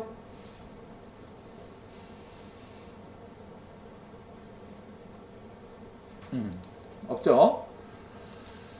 자, 이렇게 해서 연결하고, 자, 그러면 이제 PLC의 어떻게 구성이 되어 이루어지는지를 그림으로 표현되어 있는데 한번 보겠습니다. 자, 일단 이제 안에 프로그램을 작성했어요. 이거는 이제 I 타입, PLC가 K 타입이 있고요, I 타입이 있어요. 우리가 사용하는 게 K 타입입니다. K 타입은 이 변수 지령할 때 이 지령하는 명령을 보시면은 I 타입은 %로 시작하는 명령으로 지령하는 거고요. K 타입은 그냥 디바이스 P00, P01 이렇게 지령하는 방식이고 약간 차이가 있는데요. 우리가 쓰고 있는 것은 이 타입은 아닙니다. 이건 I 타입이에요. I 타입인데 일단 프로그램 레더도는 거의 비슷해요. 지금 보시면은 A 접점이 ON이 되면 출력이 나간다. 그런 형태죠. 여러분 보면 뭔지 알죠? 그러면 여기에 있는 입력이 지금 얘하고 연결되어 있다는 얘기예요. P0하고. 그러면 P0이 입력으로 인식하려면 컴에다가 마이너스를 집어넣네요. 마이너스 집어넣고 플러스가 접점을 통해서 스위칭을 통해서 안으로 들어오는 거잖아요. 그럼 플러스가 들어와서 마이너스가 들어와서 이렇게 서로 회로가 구성이 되는 거죠. 이렇게. 그럼 전류가 흐르니까 안에 있는 LED가 켜지겠죠. 안에 있는 LED가 불이 켜지면 그 포토 신호가 옆으로 가겠죠. 자, 그래서 다시 한번 보면 이 LED가 LED예요. LED가 빛을 쏴주면 이 포토TR은 빛을 받아서 스위칭을 하는 트랜지스터예요. 그럼 얘가 스위칭을 하는 거예요. 스위칭을 하면 어떻게 되느냐? CPU가 그 신호를 받아들여요. 받아들여서 여기에 있는 얘가 ON이 되는 겁니다. 자, 이거는 이제 XG5000에서 모니터링을 하고 있다라고 보시면 되겠고요. 얘가 ON이 되면 얘가 출력이 나오겠죠. 그럼 얘가 나오면 어떤 증상이 나타나느냐? 이 출력 코일이 ON이 되면 이 PLC에서 신호가 나가서 그 출력의 컴에 들어오는 것이 이렇게 해서 여기 있는 P0이라고 하는데 P20이라고 하겠죠. 우리가 사용하는 것은 P20 접점으로 해서 컴에 들어온 게 이렇게 나가는 거예요. 그럼 나가고 반대쪽은 이게 마이너스가 들어와서 대기하고 있다가 나가는 거니까 플러스가 코일로 들어가는 거네요. 그러면 마이너스 들어가고 플러스 들어가서 이 릴레이 코일이 여자가 되고 외부에 있는 릴레이가 접점이 붙어서 램프를 킨다. 이런 식이야. 이 그림을 이해를 하셔야 돼. 지금 상태에서 여러분들 이걸 이해를 못했다 그러면 좀 문제가 있는 거야. 다시 한번 잘 보세요. 자, 그러면 이제 이해하셨고 쭉쭉쭉쭉쭉 나가고. 자, 이건 뭘까요? 기본 프로그램이 작성하기 되어 있네요. 그러니까 프로그램 언어에 대해서 나와 있네요. 좀 보겠습니다. 자, 프로그램 언어는 IEC, International Electronic Company, 뭐에서 국제 전기 협회, 뭐 이렇게 되어 있어요. 그래서 PLC용 언어는 2개의 도식 언어와 2개의 문자식 언어, 그리고 SFC로 이루어져 있다. 이렇게 되어 있는데, 우리가 사용하는 게 이거예요. 레더 다이어그램으로 되어 있고, 또는 IL도 선택할 수 있죠. 여러분들 여기 XG5000에서 가령 제가 프로그램 입력할 때 A 접점 입력하고 그 다음에 출력 이렇게 입력했어요. 입력했는데 얘는 지금 레더 형태로 되어 있는 거고요. 얘를 보기에서 IL을 선택하면 명령어 문자식으로 바뀌잖아요. 이 얘기예요. 여기가 이제 어셈블리 언어의 형태에 활용한 프로그램 언어다라고 되어 있는데, 뭐 이렇다라고 보시면 되겠고요. 여기도 이제 블록 타입으로 블록화 기능을 사용하여 여기라는 프로그램 방식이다. 스트럭처 텍스트다. 파스칼 형식이다. 뭐 되어 있는데, 우리가 쓰고 있는 것은 이거하고 이 형태를 2개를 사용하고 있습니다. 하나는 도식, 하나는 문자식. 뭐 이렇게. 소프트웨어 구성. 프로젝트가 있고 글로벌 파라미터, 기본 파라미터 뭐 이렇게 되어 있다. 그 다음 데이터 타입은 INT, 뭐 INT는 정수란 뜻이고요. 그 다음 리얼, 실수 뭐 이렇게 돼서 뭐 되어 있다. 워드 형태예요. 워드 형태. 그 다음 스캔 프로그램이다 되어 있는데, 스캔 프로그램은 뭐냐? 입력 모듈에서 입력 데이터를 읽은 후에 프로그램을 처음부터 끝까지 한 번 수행하고 그 수행 결과를 출력 모듈에 쓰는 일련의 동작을 여러 번 반복하여 수행하는 형태, 이걸 스캔 프로그램이라고 한다라고 보시면 되겠습니다. 입력 모듈을 읽은 후에 입력 상태를 읽어야 되겠죠. 입력이 들어왔나, 입력이 꺼졌나, 이런 것들을 읽고, 그 다음에 프로그램 계산하고, 그 다음에 출력으로 내보낼 그것들을 한꺼번에 출력으로 내보내는 형태. 자, 펑션하고 펑션 블록이 응용 명령 뭐 이렇게 되어 있는데, 하여튼 펑션이라고 하는 용어가 있고, 여기서 이제 태스크 프로그램이라고 하는 내용이 있는데요. 태스크 프로그램은 스캔 프로그램하고 별개로 외부에서 어떤 인터럽트 신호, 인터럽트라고 하는 것은 돌변 신호예요. 정상적으로 내가 쭉 일상이 이루어지고 있는데 갑자기 우리 집에 누가 뭐 친척들이 갑자기 찾아온 거야. 이게 인터럽트예요. 내가 일상적인 주기가 딱딱딱 있어서 생활을 하고 있는데 뭔가 갑자기 푹 하고 들어오는 거. 이럴 때는 어떻게 대처를 해야 될 건지, 이런 것들이 태스크 프로그램으로 만들어지는 겁니다. 그 다음에 프로그램 언어별 공통 요소 되어 있고, 식별자 모두 되어 있는데, 우리가 이제 변수, 그 다음에 디바이스, 그리고 설명문, 이런 내용입니다. 데이터의 표현은 숫자가 있고, 뭐 승수가 있고, 뭐 이런 것들이 쭉 나와 있고요. 그 다음에 경과 시간 있고, 날짜가 있고, 그 다음에 데이터 타입, 형태가 있는데, 뭐 이게 뭐 일단 워드의 종류라고 보시면 되겠네요. 리얼, 실수, 정수 막 이렇게 되어 있는데, 여기 있네요. 이게 지금 불이라고 하는 게 비트 단위라고 보시면 되겠고요. 그다음 바이트는 8비트를 얘기하는 거고요. 워드는 16비트, 더블 워드는 32비트, 그다음 롱 워드는 64비트. 비트의 크기라고 보시면 되겠습니다. 자, 변수는 우리가 디바이스를 지정하고 변수 이름을 주는 거 있었죠. 근데 변수를 지정할 때는 특수 문자라든지 이런 걸 사용하는데 제약이 있습니다. 그걸 맞춰서 사용하시라고 되어 있는 거고요. 얘는 지금 I 타입을 기준으로 해서 설명을 좀 한 것 같아요. 그래서 약간 차이는 있을 수 있습니다. I 타입은 이렇게 그 선언할 때 %i냐 %q냐 이렇게 구분을 하거든요. 근데 이제 그 우리가 사용하는 PLC 같은 경우는 입력은 P0번대를 사용하고 출력은 P20번대를 사용한다. 이게 딱 정의가 되어 있어요. 구분을 해놓은 거예요. 그래서 얘는 입력으로 P0에서부터 P0F까지 16개, 출력은 P20에서부터 P2F까지 16개, 총 16개, 16개를 사용한다 라고 정의가 딱 되어 있기 때문에 거기에 있는 걸 쓰면 됩니다.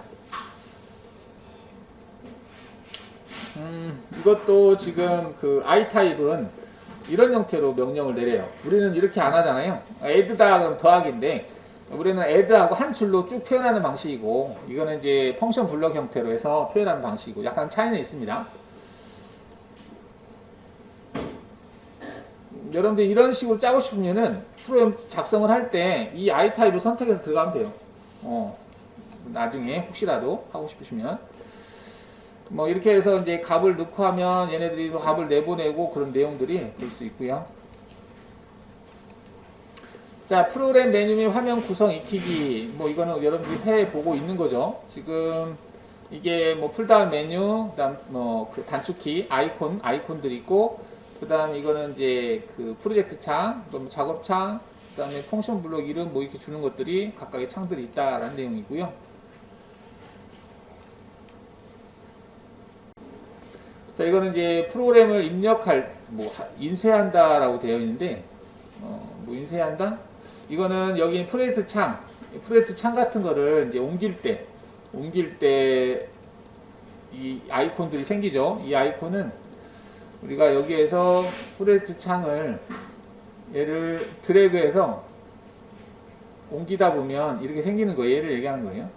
이쪽에다 갖다 놓을 건지, 이쪽에다 갖다 놓을 건지, 위에다 놓을 건지, 아래에다 놓을 건지, 뭐 이런 내용이라고 보시면 되겠죠.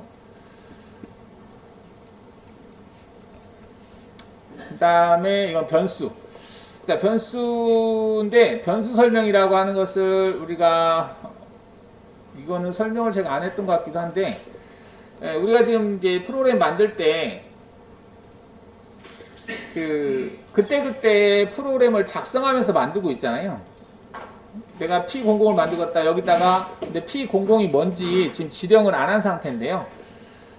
미리 만들어 놓고 사용하는 방식으로 사용할 수 있어요. 그러니까 여기 변수 설명을 더블 클릭하면 기존에 사용하고 있는 만들어져 있는 변수 목록을 쭉 보여주거든요. 근데 지금 이거는 아까 AD 모듈 확장 모듈에서 그 장착을 하면서 그 안에 있는 그 변수들을 가져온 거예요.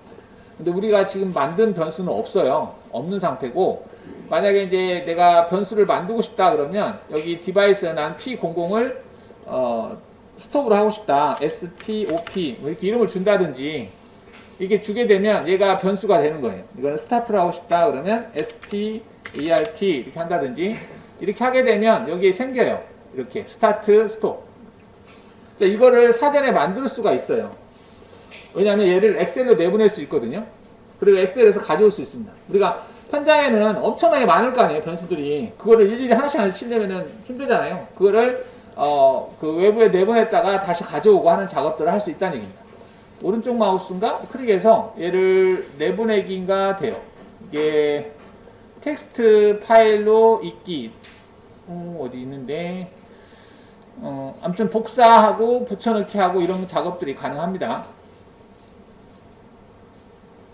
여기가 이것이 변수 모니터 텍스트 파일로 저장 이건가? 이게 저장을 하게 되면 CSV라고 하는 엑셀 파일로 얘가 저장이 돼요. 그래서 어디다가 저장했다가 내가 엑셀로 열어서 수정하고 다시 불러올 수 있습니다. 그러니까 엑셀 작업으로 다양한 어떤 데이터 값들을 불러와서 변수화할 수 있다. 그렇게 보시면 되겠고, 이건 다 되는 형태예요. 다른 것들도. 자, 그게 이제 변수 만드는 건데 내가 직접 만들어도 되고 아니면 외부에서 파일로 불러와도 되고 그렇다는 얘기예요. 기존에 만들었던 것, 뭐 비트 타입인지 일단 변수 이름, 그 다음에 디바이스 뭐 이런 것들을 쭉 한눈에 확인해 볼 수 있는 거고요. 자, 프로그램은 복사 붙여넣기 가능하다. 그런 내용입니다. 여러분들이 프로그램 할 때 뭐 얘를 컨트롤 C 한 다음에 컨트롤 V가 가능하죠. 이런 식으로 복사 붙여넣기 가능하다라고 하는 내용이고요. 뭐 이것도 복사 붙여넣기 한다는 얘기고, 작성을 한다.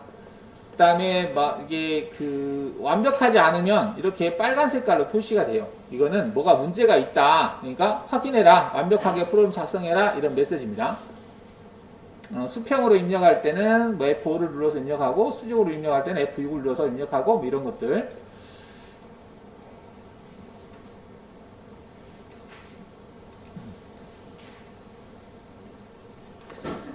그 다음에 이제 이거는 펑션이라고 되어 있는데, 뭐 어떤 기능을 하는 거예요. 응용명령. 우리가 add라고 하는 명령을 하고 싶다 그러면, 우리 같은 경우는 add를 하고 싶다 그러면, 여기에다가 F10을 눌러서 add를 치고, 그러면 add 명령을 할 때 어떻게 해라. 이게 나와 있어요.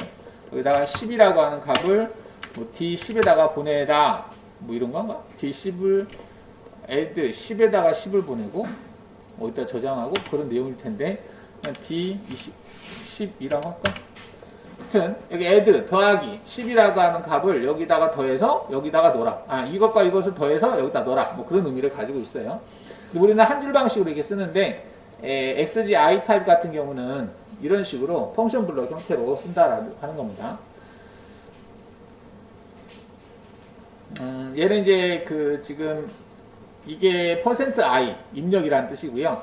이 x는 비트라는 뜻이에요. 그리고 0번 베이스, 0번 슬롯에 15번 비트라는 뜻이에요. 그러니까 약간 조금 다르긴 한데, 얘는 비트를 얘기하고요. 비트를 얘기하고, 얘는 워드를 얘기한다라고 보시면 되겠고, 뭐 얘가 슬롯 번호인가 베이스 번호인가 그래요. 그렇게 해서 이제 각각을 표현하는 방식입니다. 이것도 지금 이게 이제 우리가 사용하는 XGB로 표현하자면 P00이라고 보시면 돼요. 그 0번 워드에 0번 비트, 그 다음에 0번 슬롯, 그 다음에 비트, 그 다음 입력, 그 다음 퍼센트, 뭐 이렇게 표현하는 방식이라고 보시면 되고, 얘도 이제 플래그가 있는데 에러 연산 플래그 또는 뭐 이 플래그는 시스템에서 플래그라고 하는 것을 가지고 있거든요. 여기에 나와 있는 목록들을 얘기하는 거예요. 자, 근데 이제 표현하는 방식이, 플래그를 표현하는 방식, 얘는 다 똑같은데, 그 표현하는 변수, 이름, 방식, 이게 좀 차이가 있어서 그렇습니다. 아까 에러라고 하는 게 이겁니다. 에러 플래그. 그러면 에러라고 하는 이 플래그가 표시가 되는 걸 볼 수 있죠. 자, 이거는 이제 변수 정수에 입력되다 BCT 코드와 변환 형태, 뭐 해서, 변수를 보여주는 거라고 보시면 되겠고요. 네, 각각의 그 데이터 타입 이런 것들. 그다음 GT 펑션 사용하기라고 되어 있는데, 이거에 비교하는 형태 아닐까 싶어요. 이게 GT 입력 출력 되어 있는데, GT라고 하는 게 뭐뭐보다 크다 작다 나타내는 거 아닐까 싶어요. GT 펑션 사용하기에서 일단 이것은 이제 각각의 어떤 응용 명령의 종류라고 보시면 되겠습니다. 종류들이 다양하게 있다. 뭐 같다, 크다, 뭐 작다 그런 의미고, 이거는 타이머에 어떤 들어가는 그 기능 변수 종류들라고 보시면 되겠고요. TOF 이거는 이제 오프 딜레이 타이머입니다. 오프 딜레이 타이머는 오프가 되고 일정 시간이 흐른 다음에 꺼지는 거. 온 딜레이 타이머는 일정 시간이 흐른 다음에 켜지는 거. 이건 나중에 타이머 할 때 좀 더 해보도록 하겠습니다. 온 딜레이 타이머는 일정 시간이 흐른 다음에 켜지는 거고요. 이때 이제 XGI는 이런 식으로 지령을 한다는 얘기예요. 그다음 카운터도 마찬가지고, 카운터도 여러 가지 종류들이 있습니다. 링 카운터, 뭐 현재 값, 그다음 설정 값 이런 내용들이 있는데 좀 복잡해 보여요. 저도 처음에 할 때는 그 글로파 형태로 프로그램을 배웠었는데, 이제 글로파가 XGI 타입이거든요. 안 쓰고 이제 그 마스터 K, 즉 XGK 타입을 계속 쓰다 보니까 좀 낯설긴 합니다. 하여튼 프로그램 작성하는 내용이에요. 여기까지는 쭉 가는 거고,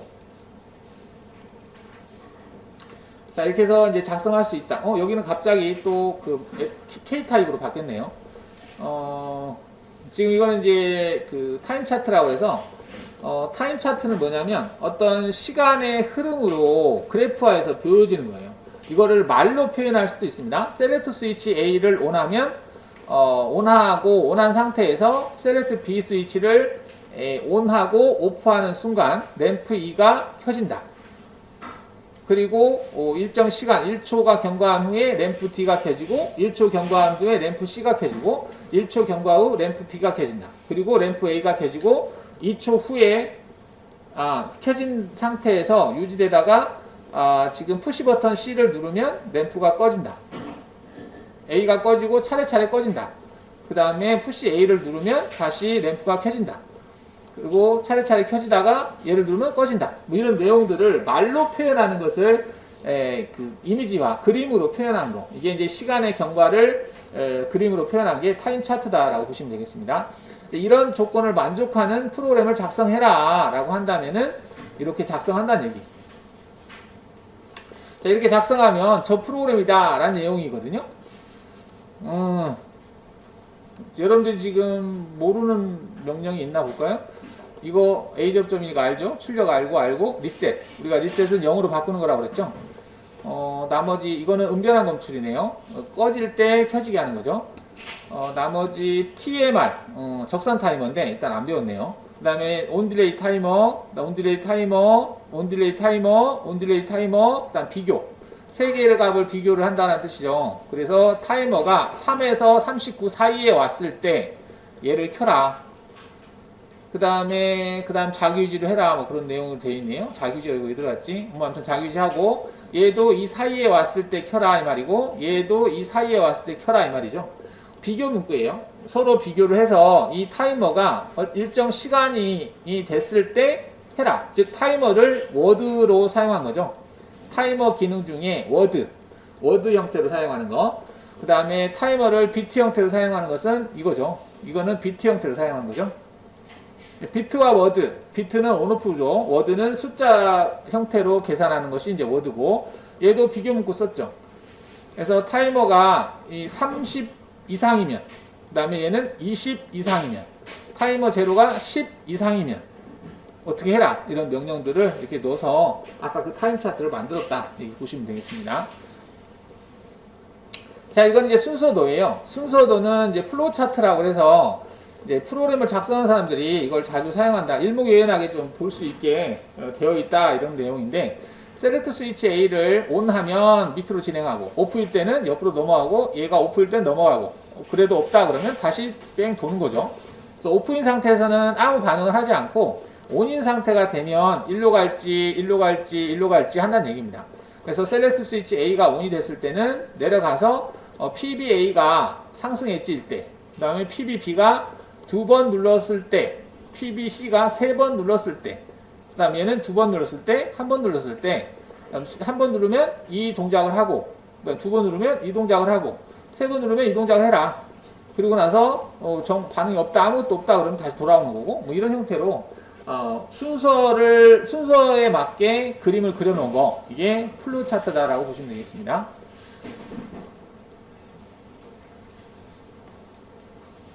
자, HMI 선정 및 작화라고 되어 있는데, HMI는 MMI, Man Machine Interface하고 HMI, Human Machine Interface 두 개가 있는데요. 처음에는 man이라고 했다가 man은 남성을 뜻하잖아요. 그래서 맞지 않아서 human으로 바꿨대요. 뭐 그런 내용이 있더라고요. 하여튼 그 HMI를 이제 쓰는 용어라고 보시면 되겠고요.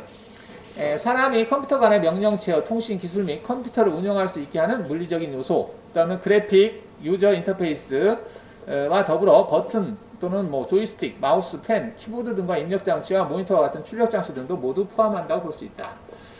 뭐 여하튼 이제 기기하고 서로 소통해주는 역할을 한다. 즉 PLC하고 소통하는 역할을 한다라고 보시면 되겠죠. 저희가 지금 사용하는 것은.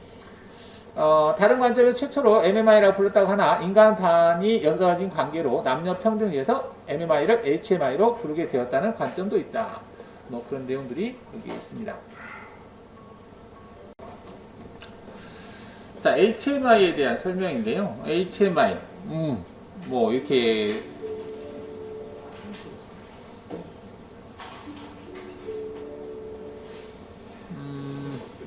뭐 HMI 모양인데 뭐 하나하나 합쳐놓으면 복잡해져요. 그 다음에 여기 이제 어떤 값들을 여기다 표시할 수 있게 해놨는데 스카다도 비슷해요. 스카다도 이런 형태로 되어 있고, 근데 이제 화면이 좀 넓게 되어 있네요. 뭐 HMI도 넓은 게 있으니까 사용하시면 되겠고, 일단은 그 그래프화해서 지금 여기는 이제 어떤 워드 값에 따라서 이게 차고 내리는 거, 양을 표시하는 거죠. 이거는 이제 그 HMI에서 그래프 형태로 표현을 하면 됩니다. 뭐가 동작하면 여기서 뭐 밸브가 열린다든지 돌아간다든지 그걸 구현할 수 있겠죠. 그다음 워드 값은 숫자 표시기로 해서 표시하면 되겠고, 뭐 깜빡거리게 한다든지 이거 차게 한다든지 이런 것들을 표시할 수 있다라고 보시면 되겠습니다. 자, HMI 특징.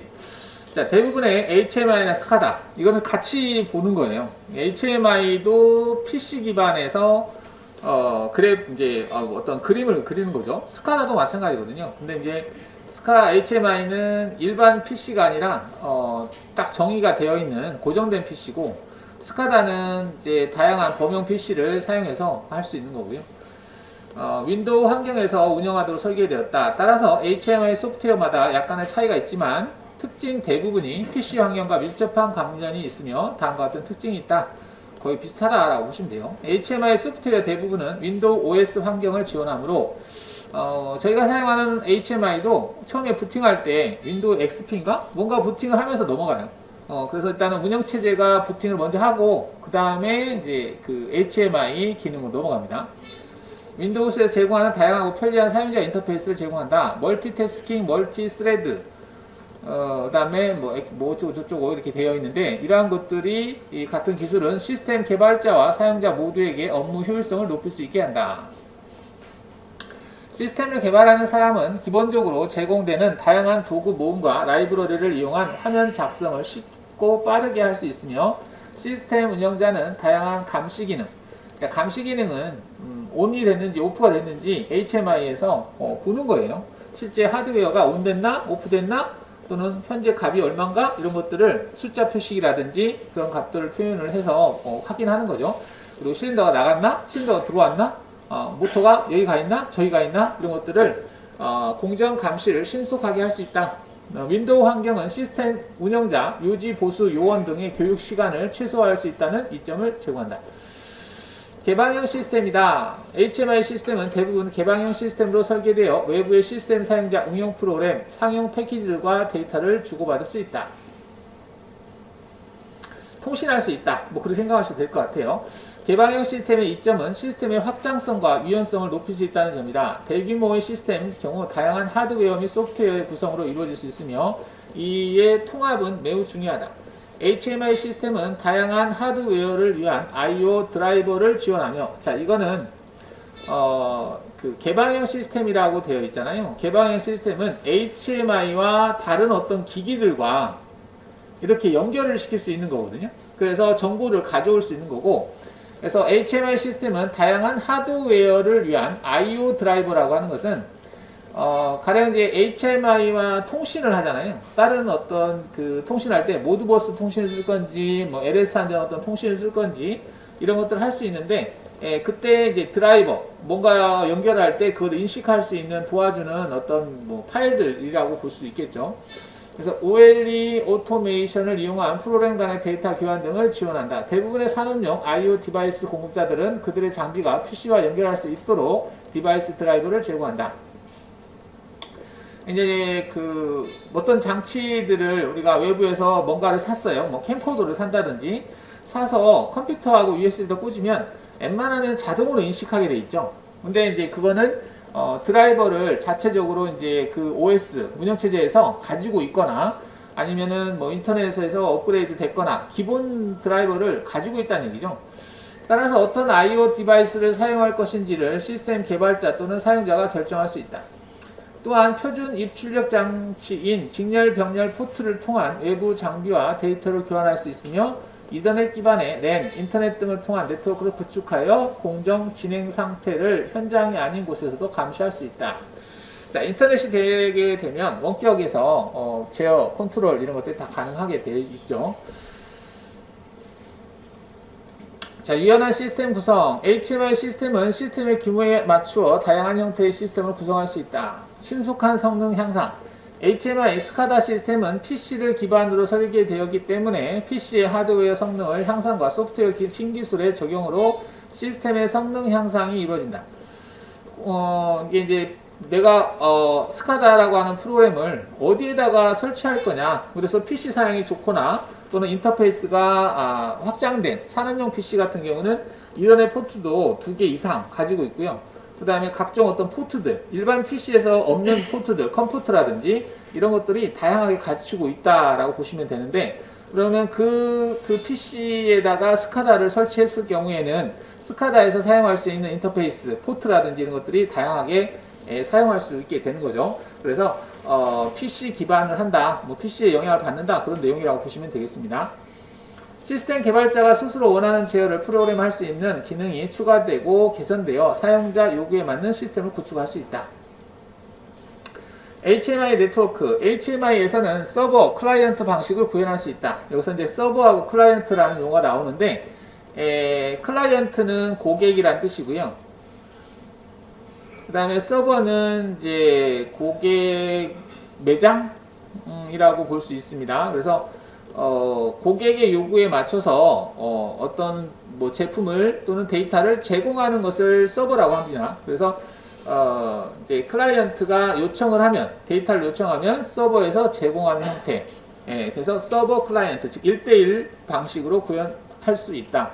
서버 클라이언트 방식이란 다수의 프로그램인 클라이언트가 역시 프로그램인 서버에 특정 서비스를 요청하고, 서버는 이들 요청을 정리해서 클라이언트에게 결과를 응답해주는 방식이다. 그러므로 HMI 서버에서 감시한 내용을 전송받은 HMI 클라이언트에서 감시 및 제어할 수 있으며, 서버의 그래픽 툴을 통해 변경, 수정한 내용을 클라이언트에 로딩할 수 있다. 대부분의 상용화 HMI에서는 TCP/IP, UDP/IP, 시리얼 통신의 RS232, 그 다음에 RS485 또는 422 이런 통신들이 시리얼 통신에 해당이 되고요. 무선통신은 뭐 블루투스라든지 뭐 와이파이라든지 그런 다양한 접속 방법을 구현할 수 있다. 서버 이중화는 뭐 아까처럼 페일세이프 구조라고 보면 되겠죠. 하나가 망가졌을 때 다른 형태에서 공급하는 형태, 또는 이제 FEP와 같은 기법들도 구현 가능한 HMI들이 있다. 자, HMI 선정 작화하기 되어 있는데, 작화라고 하는 것은 우리가 버튼이라든지 램프 이런 것들을 그림으로 표현했잖아요. 그래서 작화라는 용어를 사용합니다. 그린다라고 하는 개념이에요.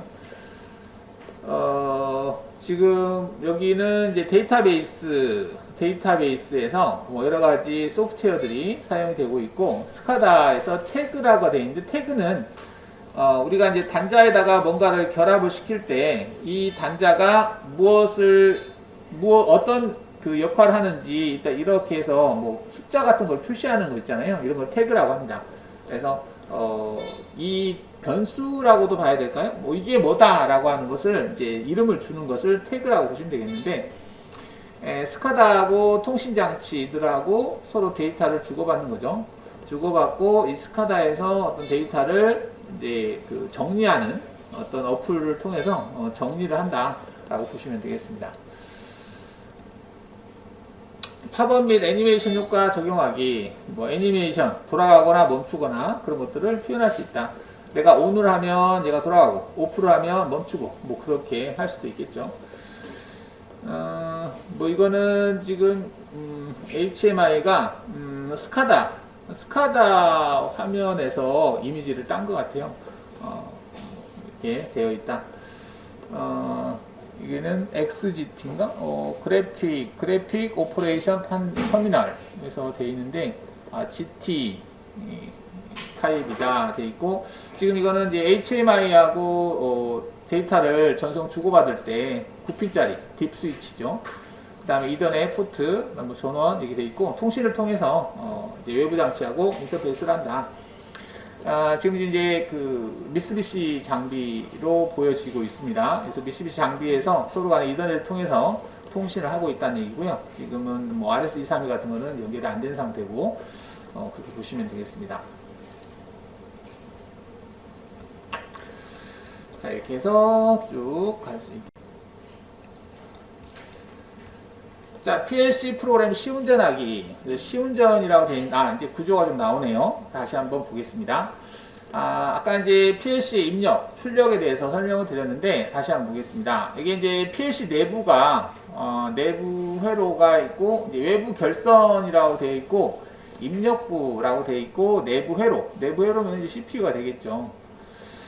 자, 그러면 이제 입력에 마이너스를 연결했다. 이게 이제 컴 단자가 되겠습니다. 컴 단자가 되겠고, 스위치를 통해서 또는 센서를 통해서 얘가 들어가는데, 플러스가 들어가네요. 그럼 전류의 흐르는 방향이 이렇게 흘러가는 거죠. 이렇게 흘러가면서, 발광 다이오드에서 이제 포토가 빛을 쏴주게 되면, 포토 트랜지스터에서 그 빛을 받아서 저항이 이제 감소하게 되고, 이게 연결이 되는 거죠. 그래서 스위칭을 한다라고 보시면 되겠습니다. 그러면 지금 내부 회로에 어떤 신호가 연결이 되면서 신호가 들어가게 되는 거죠. 여기에 들어가는 신호, 여기에 들어가는 신호가 일치하게 되겠네요. 이걸 가지고 이제 CPU가 입력이 들어왔다, 꺼졌다 이런 것들을 인식하게 된다라고 보시면 되겠습니다. 그래서 PLC 제어 프로그램 이미지고. 자, 입력부 동작 원리는 입력기기의 신호를 중앙처리 장치의 연산부로 전달해주는 역할을 한다. 이게 지금 입력부가 해당하는 거고, 입력의 종류는 DC 5V 또는 12V, 24V, AC 110V, 220V 등이 있고, 그 밖에 특수 입력 모듈로는 아날로그 입력 모듈, 고속 카운터 모듈 등이 있다. 입력부 회로의 예는 다음 그림과 같다.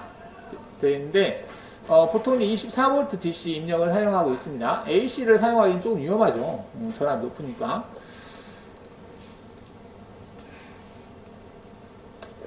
자, 출력부를 보겠습니다. 출력부는 내부 회로라고 하면 CPU예요. CPU에서 이제 ON이나 OFF 신호를 주게 되면, 그게 이제 포토커플러를 사용을 해서 지금 이제 절연을 했는데, 내부 회로에서 신호를 주게 되면 얘가 이제 온오프가 되겠죠. 그러면 이 온오프 신호를 가지고 포토TR이 접점을 연결시켜 주는 거죠. 자, 연결시키게 되면 마이너스가 일로 들어가고 플러스가 일로 들어갔으니까 이 코일이 동작하고 이 릴레이 접점이 붙겠죠. 붙게 되면은 그 부하에 교류가 지금 한쪽은 들어가 있는 상태고, 한쪽이 이 릴레이 접점을 통해서 공급이 돼서 이 부하가 동작한다. 이렇게 된 거죠. 이때 이제 이 코일이 있는데, 코일에 다이오드를 단 이유는 역기전력. 이게 그 코일이 오프가 되면서, 반대로 전기가 차단이 되면 전기를 다시 발생을 해주거든요. 그 발생되는 전기를 이제 바이패스 시킨다고 해야 되나요? 쇼트 시킨다. 소멸시키기 위해서 만든다라고 보시면 되겠습니다. 왜냐하면 여기서 발생된 그 기전력, 어떤 전기가, 신호가 회로에 영향을 줄 수 있기, TR에 영향을 줄 수 있기 때문에 그걸 차단하는 목적으로 사용한다라고 보시면 되겠습니다. 그래서 출력 부분은 이렇게 되어 있다. 그래서 이제 포토커플러를 사용하는 이유가 뭐냐면, 외부에서 어떤 강한 어떤 전압이라든지 노이즈에 의해서 만약에 들어왔다라고 했을 때는 이 포토커플러의 그 발광 다이오드와 그 포토 트랜지스터 사이에는 절연이 되어 있습니다. 절연이 되어 있기 때문에 여기가 폭발을 하든 뭐가 되든지 간에 이 포토 TR이 망가지는 것 뿐이지 이게 내부 회로까지는 영향을 주지 않는다. 그런 의미예요. 그게 이제 절연입니다. 절연. 그래서 내부 연산 결과를 외부에 접속된 전자 접촉기나 솔레노이드에 전달하여 구동하는 부분이고, 출력의 종류에는 릴레이 출력, 트랜지스터 출력, 트라이액 출력 등이 있다. 그 밖에 출력 모듈로는 아날로그 출력 모듈, 위치 결정, 그 다음에 모듈 등이 있다. 트랜지스터 출력부 동작 회로에는 다음 그림과 같다. 네, 이해하시면 됩니다. 이게 뭘 뜻하는지, 그림이 뭘 뜻하는지 이해하시면 되겠고요. 자, 트러블 슈팅이라고 되어 있는데, PLC 시스템의 사용 신뢰성을 높이려면 이상이 발생한 후 어떤 방법으로 신속히 조치하는가 하는 점이 중요하다. 시스템을 신속하게 재가동하려면 문제 발생 원인을 조기에 발견하여 신속히 조치하는 일이 중요한 사항으로서 트러블 슈팅 시 유의해야 할 점은 다음과 같다. 유관에 의한 확인, 전원 공급 상태, 그 다음 입출력 기기 상태, 그다음 각종 배선 상태, 각종 표시기의 표시, 전원, 입출력부 확인 후에 주변 기기에 접속하여 PLC의 작동 상태나 프로그램 내용을 점검한다. 뭔가가 문제가 있으니까 동작을 안 하겠죠. 그 다음에 오동작을 한다든지 이유가 있을 거니까 그 이유를 파악한다는 얘기죠. 전원 차단 공급으로 이상 점검 확인한다. 전원 한번 다시 껐다가 나온다. 그 다음에 이상 범위 한정, PLC 시스템 또는 외부 요인 구분, 입출력 모듈, 그 다음에 PLC 프로그램. 이게 외부 장치가 문제 있는 건지, PLC 자체 내에 문제인 건지, 프로그램 문제인 건지, 접촉 그런 사항인 건지 좀 구분을 해서 파악을 한다는 얘기죠. 단계별로 하나씩 찾아가다 보면 원인을 파악할 수 있겠죠. 시운전하는 방법에 대해서 쭉 설명이 되어 있습니다. 이거는 이제 시운전하는 키트 같다고 보시면 되는데, 이게 이제 미쓰비시 장비예요. 장비고 PLC고 인버터가 달려 있고, 그 다음에 어떤 신호를 줘서 모터를 돌리고 멈추게 하고 온오프 램프를 켜고 끄고 이런 작업들을 할 수 있는 키트라고 보시면 되겠습니다. 지금 이것도 장비라고 보시면 되겠죠. 어떤 장비가 있는데 이걸 제어할 수 있는 그 PLC로 연결해서 제어하는 형태다라고 보시면 되겠습니다. 다음에 PLC 알람이 발생했을 때 조치라고 되어 있는데, 자, 지금 이거는 이제 CPU 모듈이 있고 RS232 USB 케이블을 통해서 PC하고 연결한다. 우리는 XG5000을 통해서 PLC로 프로그램을 쓰거나 지울 수 있고, 그 다음에 이건 이제 기본 베이스가 있고 증설 케이블을 통해서 증설 베이스로 연결할 수 있다. 그래서 여기다 이제 슬롯에다가 하나씩 이제 모듈 카드를 장착할 수 있는 거죠. 근데 이게 부족하다, 베이스가. 그러면 증설 베이스를 연결해서 또 장착할 수 있습니다. 그래서 CPU는 하나인데 여러 개를 연결해서 사용할 수 있다. 그런 개념을 보시면 되겠고, 여기서 종단 저항이라고 하는 내용이 나오는데, 종단 저항은 이제 통신을 통해서 연결했을 때 맨 마지막에 어떤 이제 노이즈 같은 것들에 영향을 받지 않게 하기 위해서 종단 저항을 단다. 이렇게 보시면 되겠고요. 통신할 때도 사용을 합니다. 전원 모듈, 그 다음에 입출력 모듈, 그 다음 특수 모듈, 이런 것들을 슬롯에다가 하나 장착을 해서 사용한다는 얘기죠.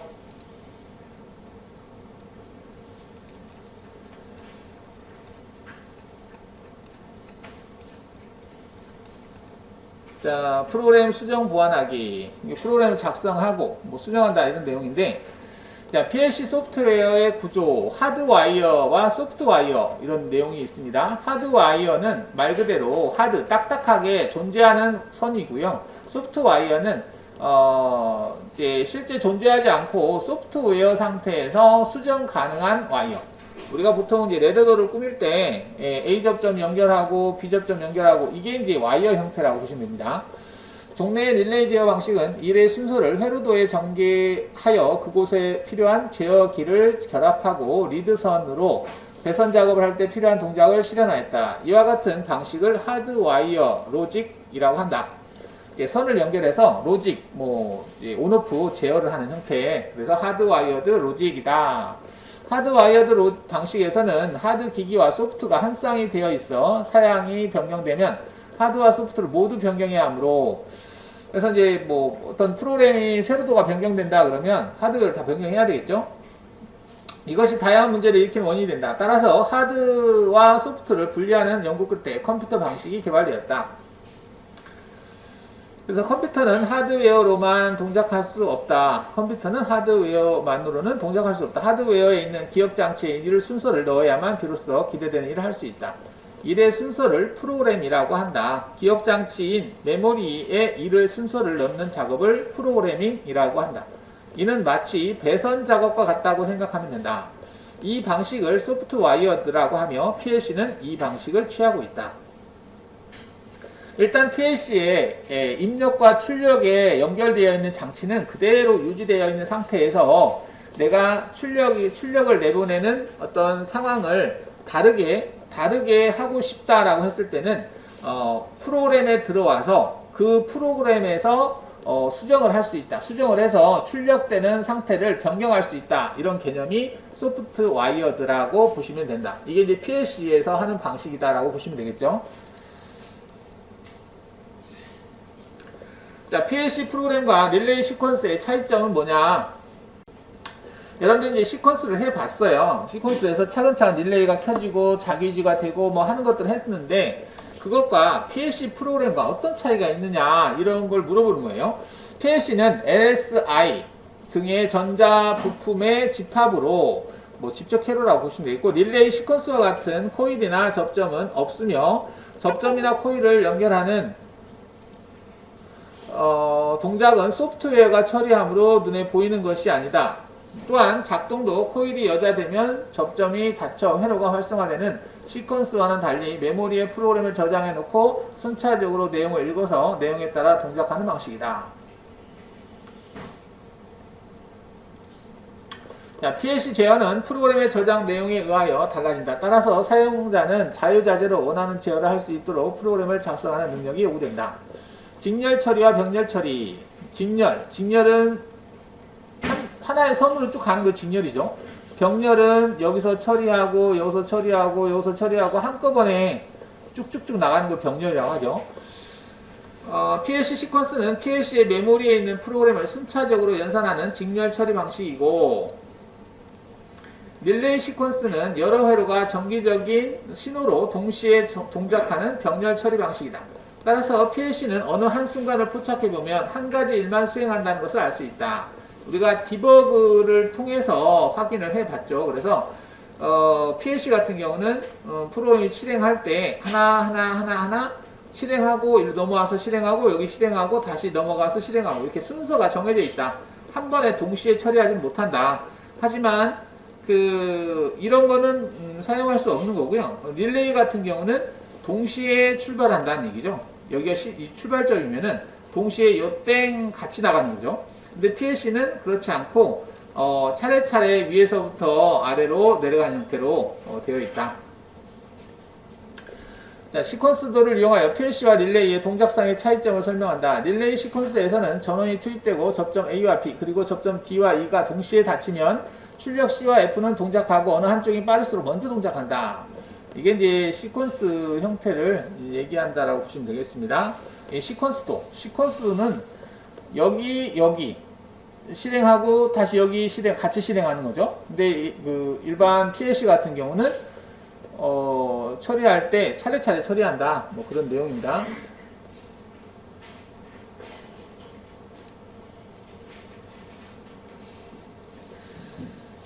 자, PLC는 직렬 연결 처리되므로 최초의 연산 때에 G가 닫히면 뭐 이거 그 내용이고 그 다음에 사용 점수의 제한.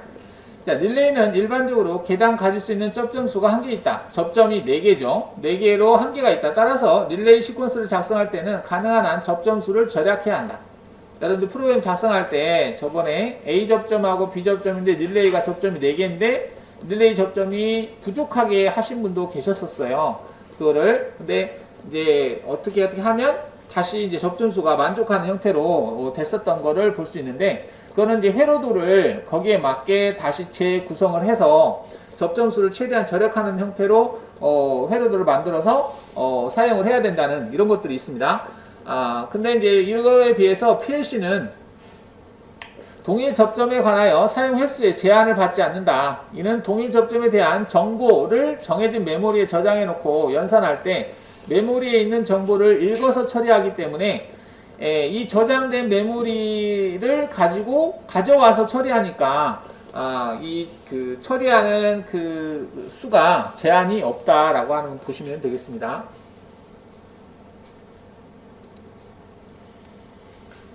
자, PLC 프로그램 방식. 일상에서 사용하는 언어에 영어나 한국어가 있듯이 PLC가 인식하는 언어도 제조사나 기종에 따라 다양하다. PLC는 컴퓨터와 달라 기계를 다루는 사람이나 전기 시퀀스에 수달된 사람이 사용하므로 사람이 알기 쉬운 언어, 즉 프로그램의 언어가 다양하게 개발되었다. 이들을 분류하면 전기 회로에서 변환해가는 회로도 방식, 레더도 방식과 기계 등의 움직임을 직접 프로그램하는 동작식 방식, 플로우 차트 방식으로 나눈다. 회로도 방식은 미리 릴레이 회로나 로직 심벌로 시퀀스도를 작성하고 이를 변환하여 프로그램하는 방식이다. 시퀀스에 익숙한 전기 기술자에게 편리한 방식이고 변환 방식에 따라 분류하면 레더도 방식, 논리 방식, 명령어 방식 등 3가지로 나눈다. 그 중에서 레더도 방식은 도면을 표시하는 디스플레이 장치가 필요하지만 릴레이 회로도를 직접 기재 또는 표시할 수 있는 간편함 때문에 최근 주종을 이루고 있다. 여러분들이 하고 있는 게 이제 레더도 방식이다 그런 내용이고, 한편 동작도 방식은 플로우 차트 방식이죠. 시퀀스도를 작성하지 않고 제어 대상의 동작을 차트로 직접 입력하는 방식이며, 프로그램에 숙달된 사람이나 기계 기술자에게 편리한 방식이라고 할 수 있다. 이 방식에는 플로우 차트 방식과 순서도 방식 등 두 가지가 있다. 플로우 차트나 순서도 방식이나 똑같은 것 같은데, 여하튼 뭐 있고, 회로도 방식, 가장 간단한 릴레이 회로도로서 자기유지 회로에 관하여 여러 가지 프로그램 사례를 검토해보자. 우선 레더도 방식은 회로도를 레더 심볼로 바꿔준다. 다음에 레더 심볼이나 접속선 등을 표시하는 키를 차례로 눌러 디스플레이 위에 회로를 그리며 이 과정이 끝나면 그 회로 단위로 메모리에 기재해준다. 말이 복잡한데 일단 우리가 레더도로 프로그램을 작성한다 그런 내용이고요. 우리가 사용하고 있는 건 레더도 방식으로 프로그램을 작성한다 생각하시면 될 것 같습니다. 지금 이거는 XGI 방식이라서 좀 저희하고 좀 달라요. 이게 지금 퍼센트로 시작을 하고 있기 때문에 일단은 여러분들이 혼동되니까 그냥 패스하겠습니다. 자, 이거는 이제 디버깅 하는 화면이죠. 그래서 이거는 또 우리가 사용하는 레더도 방식이네요. 그래서 이제 디버기를 사용해서 런을 하게 되면 프로그램이 전달되는 과정을 확인해 볼 수 있다. 그 다음에 스텝 진행할 때 디버깅 중에 브레이크 포인트가 걸리면 한 스텝씩 진행할 수 있다. 프로그램 디버깅 시 스텝 인, 스텝 아웃, 스텝 오버를 제공한다. 스텝 2는 다음 스텝까지 프로그램을 실행한다. 만일 현재 스텝이 응용 명령은 콜이고 실행 조건을 만족할 경우에는 서브 루틴 블록으로 진행한다. 그다음에 스텝 아웃은 스텝인 실행 시에 서브 루틴 블록으로 진입한 경우 서브 루틴 블록으로부터 빠져나오기 위해 사용한다. 현재 디버깅 중에 스텝이 서브 루틴 블록 안에 있을 때 뭐 이제 복잡하게 나와 있는데, 일단은 우리가 프로그램이 실행되는 것은 디버그를 통해서 한 스텝씩 확인하는 것은 해봤습니다.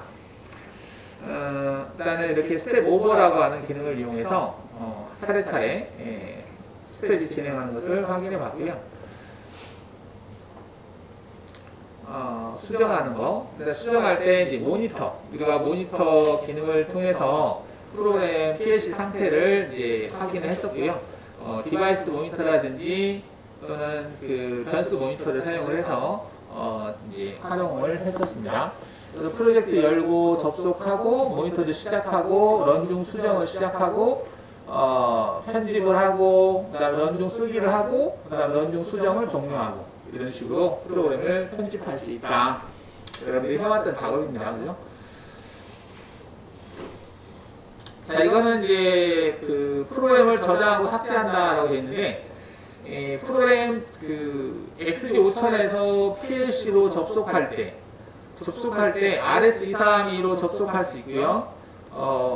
또는 USB로 접속할 수 있어요. USB 케이블을 이용하는 두 가지 방식이 보통 있는데, RS232로 접속을 할 경우에는 컴포트하고 그 다음에 통신 속도를 정해줘야 돼요. 왜냐면은 이제 RS232라고 하는 것은 시리얼 포트인데 컴포트죠. 컴포트를 사용하는 건데, 이 컴포트가 이제 그 무엇으로 할당이 되어 있는지, 어디로 그 실제 하드웨어가 어떤 걸로 전기가 되어 있는지, 그 컴포트가 없으면은 연결을 못 하니까 컴포트를 선택해주고 그 다음에 속도를 정의해주고 해야 돼요. 근데 USB는 그런 걸 안 해도 됩니다.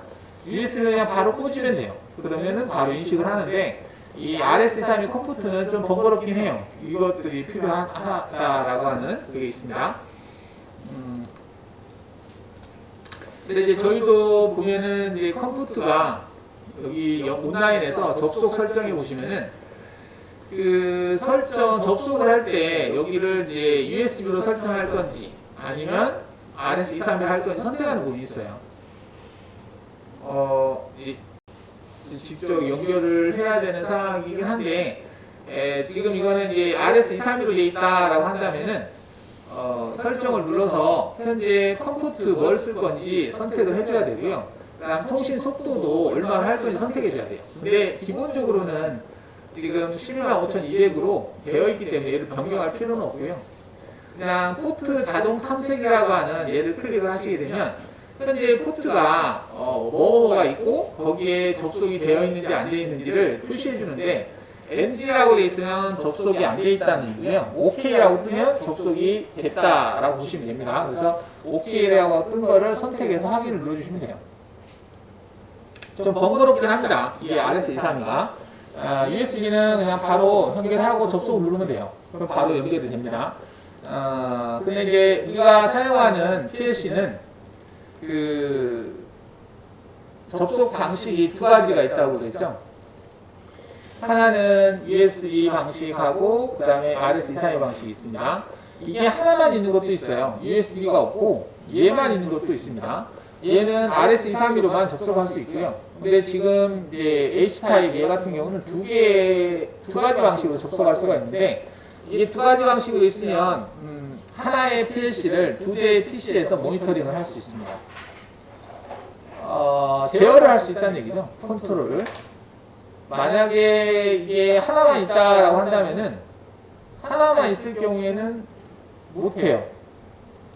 하나만 있을 경우에는 두 대의 PC에서 하나의 PLC를 동시에 접속할 수 없거든요.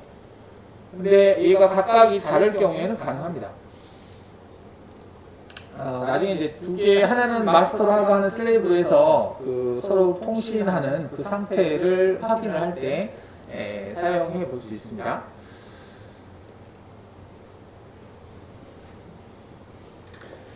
자, 프로그램 쓰기 한다는 내용인데, 이제 쓰기를 해서 접속하고, 그 다음에 프로그램 편집하고, 뭐 그런 내용이에요. 지금 우리가 직접 PLC와 연결해서 쓰기 하는 작업은 안 했죠.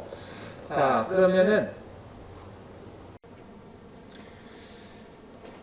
그러면 지금 이제 여기에다 연결한 거예요. 연결했고, 여기 전원 연결했습니다. 자, 그럼 이제 PLC하고 XG5000하고 연결이 됐는지 확인을 해 보겠습니다. 자, XG5000을 실행하겠습니다. 자, 실행을 하시고, 여기 프로젝트 이름에다가 뭐 아무 이름이나 주는데 오늘 날짜가 0610이니까 0610으로 할게요. 자, 그 다음에 여기를 뭘로 해야 될지 좀 오랜만에 하니까 여러분 가물가물한 것 같아요. 자, 여기 보시면 CPU 시리즈 XGP, 지금 여러분들이 쓰고 있는 그 PLC 기종이 XGP의 DR32H거든요. 맞죠? 여기서 DR32H는 DR64H도 있고, 뭐 DN32H도 있고, 뭐 P 뭐 어쩌고 많아요.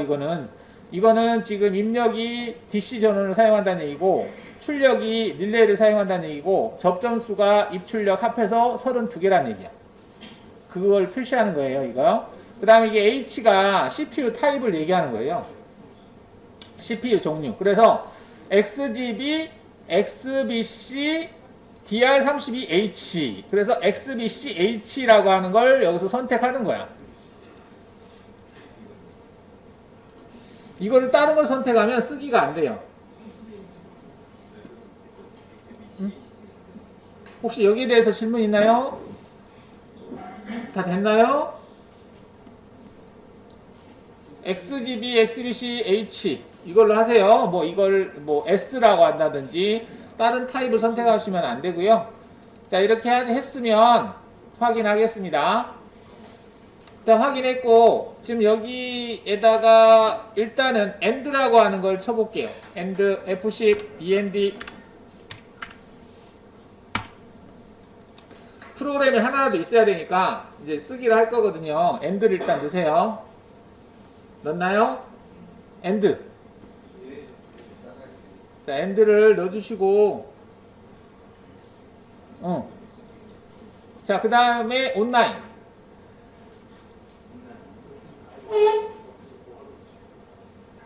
온라인에서 접속 설정.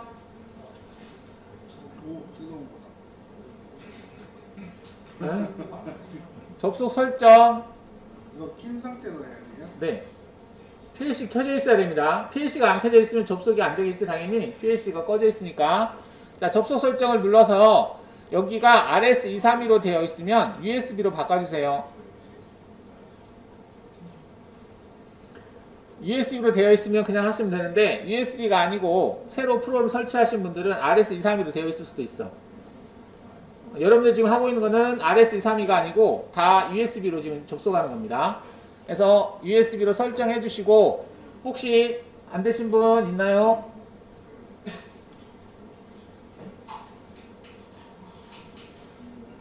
자, 하셨으면 접속 누르세요. 경고, 배터리 결합, 저하. 자, 경고에서 배터리에 관계된 건 무시하시면 됩니다. 아까 RTC, 리얼타임 클럭이라고 해서 RTC에 관계된 내용이니까 그건 무시하셔도 상관없어요. 그 외적으로 혹시 에러 뜬 거 있나요? 데이터 백업 이상. 백업? 그것도 뭘 손대?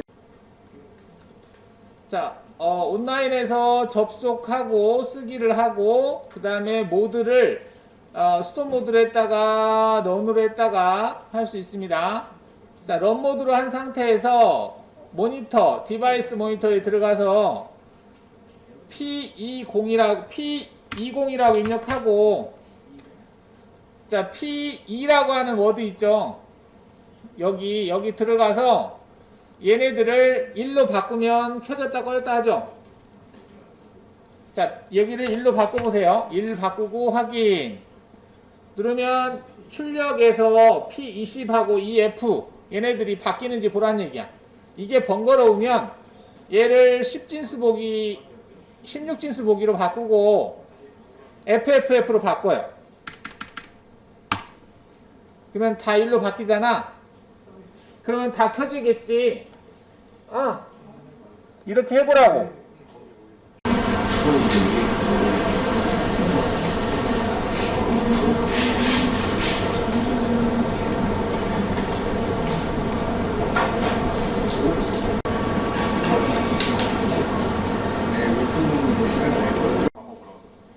자, 만약에 EF로 되어 있는데 얘를 EF가 아니라 E5로 내가 하겠다 라고 했을 때는 출력이 E5로 나간다는 얘기지. E5로 나가니까 여러분들이 하드웨어 할 때도 E5에다가 변경시켜 줘야 된다는 얘기예요. E5라면은 지금 여기가 E5니까 E5면 얘잖아요. 얘를 쓰는 거고 여기는 E5니까 얘가 되는 거야. 이렇게. 그러면 여기로 출력이 나간다는 얘기야. 여기로. 그러면 얘가 같이 있는 컴 단자는 이거거든. 그러면 이 두 개를 가지고 여기에다가 벨 소리를 연결해서 벨 소리가 나게 해야 된다는 얘기지. 응? 이 두 개. 아까는 EF 얘하고 컴3 얘를 연결했잖아요. 이렇게 두 개를 땄잖아. 지금은 얘 두 개를 따야 된다는 얘기입니다. 도대체 뭐라고 떠드는 거야? 이렇게 하면 안 돼. 네. 이게 중요한 거야. 중요한 거기 때문에 다시 한번 얘기를 했습니다. 한번 체크해 보세요. 자, 여러분 접속하실 때 이거 접속 설정 들어가서 USB로도 접속해보고 RS232로도 접속해보고 하세요. 여러분들 USB만 했을 때는 USB가 없을 수도 있잖아. 또 단자가 고장날 수도 있고 그러면 232로 해야 되잖아. 그러니까 232로도 접속해보고 USB로도 접속해보고 이렇게 해보시라고. USB로 접속할 때 232로 접속할 때는 꼭 설정에 들어가서 설정에서 어딨어? 지금 런 중이구나. 런 종료하고 접속을 끊고 나서 접속을 눌러서 설정해서 USB가 아니라 232로 바꾸고 설정에 들어가서 포트 자동 탐색을 눌러서 이게 연결되지 않았다라고 했을 때는 NG로 떠요. NG. 그리고 연결이 됐다 그러면 OK라고 뜨거든. 그럼 OK로 떴을 때 확인을 누르고 확인을 눌러서 여기 접속을 누르시면 된다라는 겁니다.